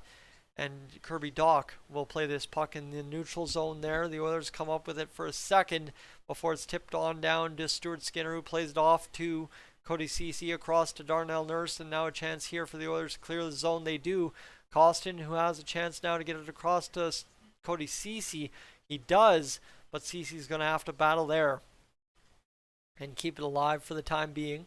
The Oilers keeping this one working, and now Costin in the offensive zone gets it up to Darnell Nurse, who flubs the shot, but it works out. It's a perfect pass to Connor McDavid, who battles there, the man off the puck, and gets it back to the blue line. Darnell Nurse rims it around the boards, and Leon Draisaitl will skate into it. Come on, boys, let's clutch up here. 3:44 to go in this third period. A 6th goal to put it to bed before the goaltender's pulled. Wouldn't be a bad thing at all if I'm the Edmonton Oilers. All right, Connor McDavid across the blue line. He dishes it off to Draisaitl, who goes back to him on the backhand. McDavid tries to force it middle. Can't get it going. Draisaitl comes up with the puck briefly, and it's flipped out after it escapes him down the ice, and the Oilers have 3:20 to kill in this hockey game without giving up another goal. The shot's 31-22 for the Montreal Canadiens. 3:13 to go in this third period. Oh my goodness, the Oilers are going to do it hopefully here if they can get this going. Darnell Nurse ragging the puck. He gets the line changes over the boards, and 3:01 to go in this third period. Now officially into that 2-minute realm where Jake Allen is likely to be pulled on any call, likely to be pulled on any kind of heavy sustained pressure, and he knocks it down there for the Canadiens, who are trying to get out of their own zone. Matheson trying to do something here, obviously aided by that 5-minute major is Matheson and Arbor Jacki, who have played a lot of minutes so far in this game. This one worked back to the blue line. Matheson sees it worked out, and Puljujarvi can't get it going there, so the Canadiens though choose to retreat, and now with 2:22 to go, any possession here for the Canadiens would likely stand a pull for Jake Allen as the Canadiens extend that one to the middle, and it'll be flipped out here. And sorry folks, I am struggling through to finish off the last 2 minutes of this live stream. I better stay off the stream. Alright, we'll catch you, Licorice. And Dadonov goes in right there. Buck 59 to go. And the Canadiens suddenly have sustained zone pressure. So there's the extra attacker for Montreal. Shot in front of the net. Stuart Skinner in and out of the net. And what a clear there by the Oilers. Shot fired back in. Block in front by Derek Ryan, who I think it went up into his equipment. And he will drop the puck down. With just a few minutes of time. And Skinner hugging Ryan. That's a big thing to make note of. Stuart Skinner just hugged Derek Ryan for that block in front. And there's the fans enjoying the game right now as we're going. This one just about done. Shot saved by Broberg, actually. It blocked off Skinner and then hit Broberg, and then Derek Ryan kicks it out and then blocks a secondary shot, and it gets stuck up in his equipment. There you go. You like to see that. Broberg with the wherewithal to knock that one down. Let's do it. Let's finish this one off, shall we? Let's finish this hockey game and get the job done tonight. A 2-minute and 36-second average view duration on the stream. Don't mind me at all. And there's Stuart Skinner giving Derek Ryan the love taps there, and that will mean Montreal will take their timeout with a $1:40 to go. The Oilers will try and put this one to bed with the empty netter. Time winding down here in this one for the Canadiens, and they would love to try and get something going, but I think for the Oilers this game is all but put to bed now. The Canadiens up to 33 shots on the game. Here we go. Chance now for the Canadiens, and it is one there by the Oilers. Draisaitl had a 67 face-off probability, and he comes up with it. $1:30 to go on this third period, and the Canadiens looking to set up the attack now as they will get the full man attack out. But that will be an icing call against the Canadiens, a missed pass, and with a $1:25 to go, the Oilers will get an offensive zone face-off with the extra skater back off the ice, I'd imagine. As Jake Allen comes back into the net, the Canadiens take their seconds skating around trying to get Jake Allen back into the net here. All right, let's settle up and get this going. Connor McDavid to take the face off with Leon Draisaitl actually taking the face off, pardon me, and now Leon Draisaitl sets up the attack.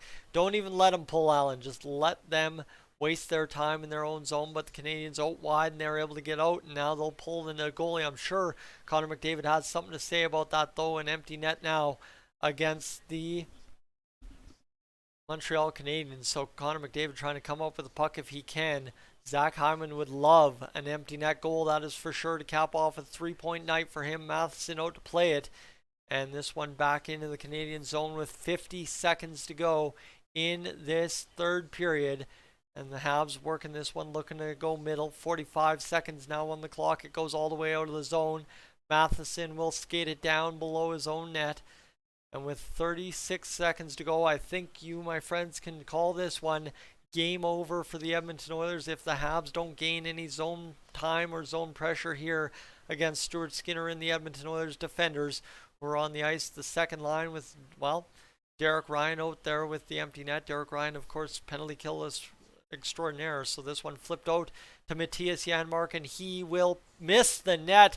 You're kidding me, but Derek Ryan near side comes up with the puck, makes the man miss, fires it into a block, and Matthias Janmark that close from making it a 6-3 game, and the game is up and over, my friends. This is Dolynny TV. The Oilers win 5-3 at home. Play La Bamba, baby. It is up and done for the Oilers again tonight. They get it going, and the Oilers will take this one home 5-3. Whew, what a sweaty win. And my friends, that is it. That is all. We will head over to Toronto and Tampa Bay. Tampa Bay up 3-2 in this one. But now, quickly, we will head back to get this one done, friends. Thank you so much for tuning in this evening. If you're tuning out, that's all fine and dandy. But this is where we head into this one. It is now the game recap. A breath.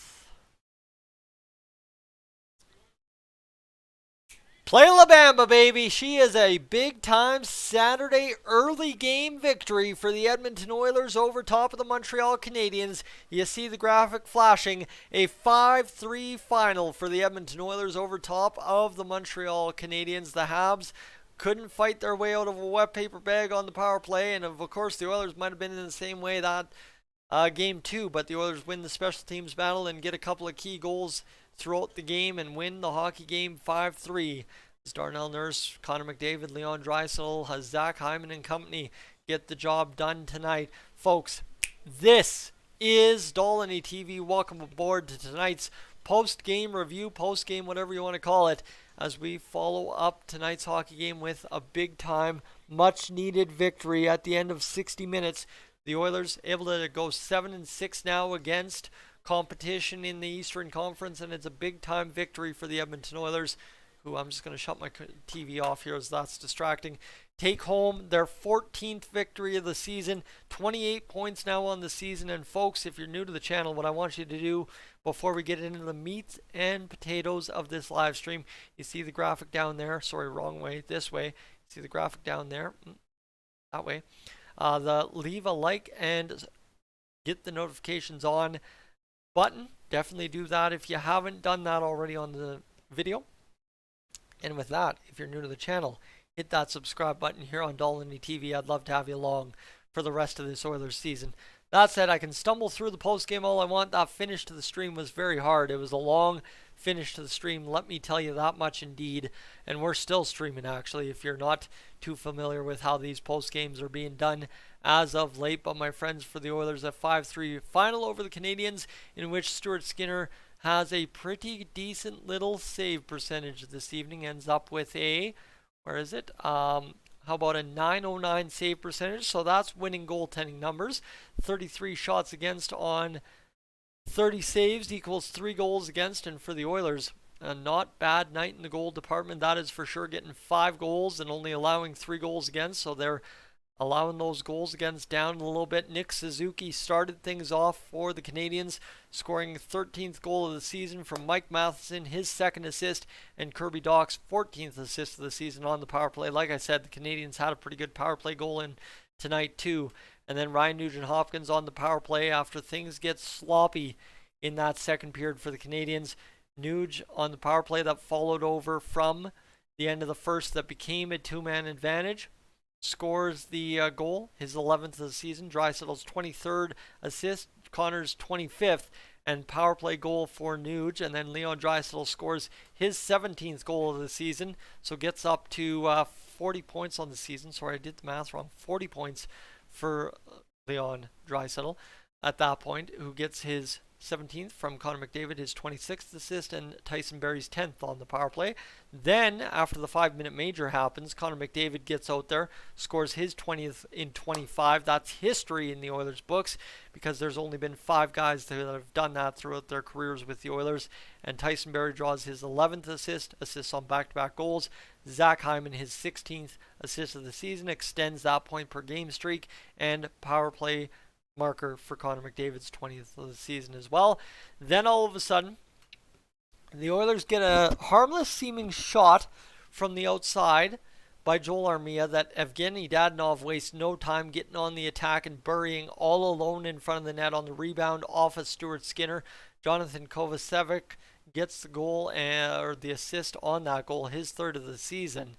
And then Arbor Jackeye, come on, Tyson, you know this. Arbor Jackeye gets the goal, his 4th of the season, from Juraj Slafkovsky on the power play. Slafkovsky's 3rd assist. And then this is where it started falling apart, right? 3-3. Oilers fans in a little bit of a tizzy, worrying about this game going sideways. However, Darnell Nurse, with 4.7 seconds to go in this second period, scores the 4th goal of his season. Draisaitl draws his 24th assist. Hyman draws his 17th assist. And the Oilers make it 4-3. Never give up the lead. They clamp down the rest of the way home and end up securing a victory on Connor McDavid's 21st goal of the season. Leon Draisaitl's 25th assist of the season. And Draisaitl and Connor all of a sudden linking up. Connor's got 47 points in 25 games. And Leon Draisaitl's got 42 in 25. Not a bad 1-2 punch at all.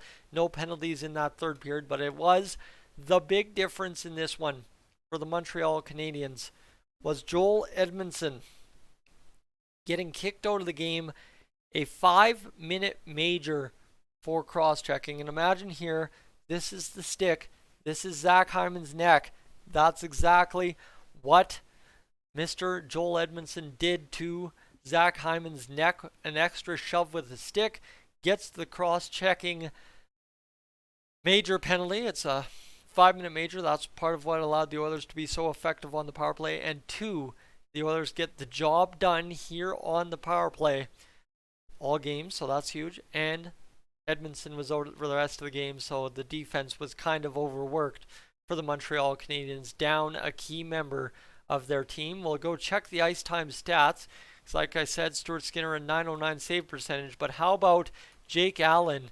Absolutely Jack Campbell in it, right? If we're going to make fun of our own goalie, we got to make fun of other goalies that have a bad night.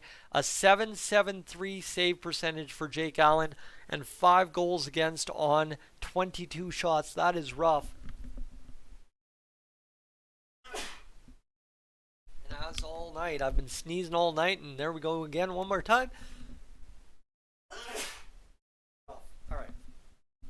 we're done with that. We should be good to go. And we will recap quickly 33-22 the shots for the Montreal Canadiens. The hits dead even 32-31 in favor of the Canadiens. 31-19 the face-offs in favor of the Canadiens. So that's the rough part for the Oilers. They were fighting it all night long, and thank goodness they were 50% on the power play. And the Canadiens, though, the 23 penalty minutes this evening were an absolute killer for them. And it ends up being the story of the game in a sense. The Oilers gave away the puck 15 times. The Canadiens win that battle, only giving it up 12 times. Takeaways were 10-10, and the block shots 12-12 for the Oilers and Canadiens. So that is where we finish up.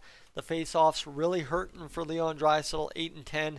Dylan Holloway, 0-2. Brad Malone, the lone real positive member of the team at 3-1. Connor McDavid, 3-4. Ryan Nugent-Hopkins, absolutely brutal night, a 15.4 face-off percentage in this hockey game for the Edmonton Oilers. So, folks, it's a win nonetheless. That's the big part here to remember for our Oilers team tonight. The Oilers get out and do the job. And, folks, one last time, if you haven't hit the subscribe button on Dolynny TV, I'd be grateful to have you along the rest of the season. We've gained over 20 subscribers this evening. Folks, I'm Tyson, this is Dolynny TV. We are up on done here. We will catch you later on tomorrow with some coverage. I'm gone. And folks, to those of you on the stream, thank you for everything this evening. Great to have you along for a great evening of hockey, and I will catch you at a later date. Thank you so much.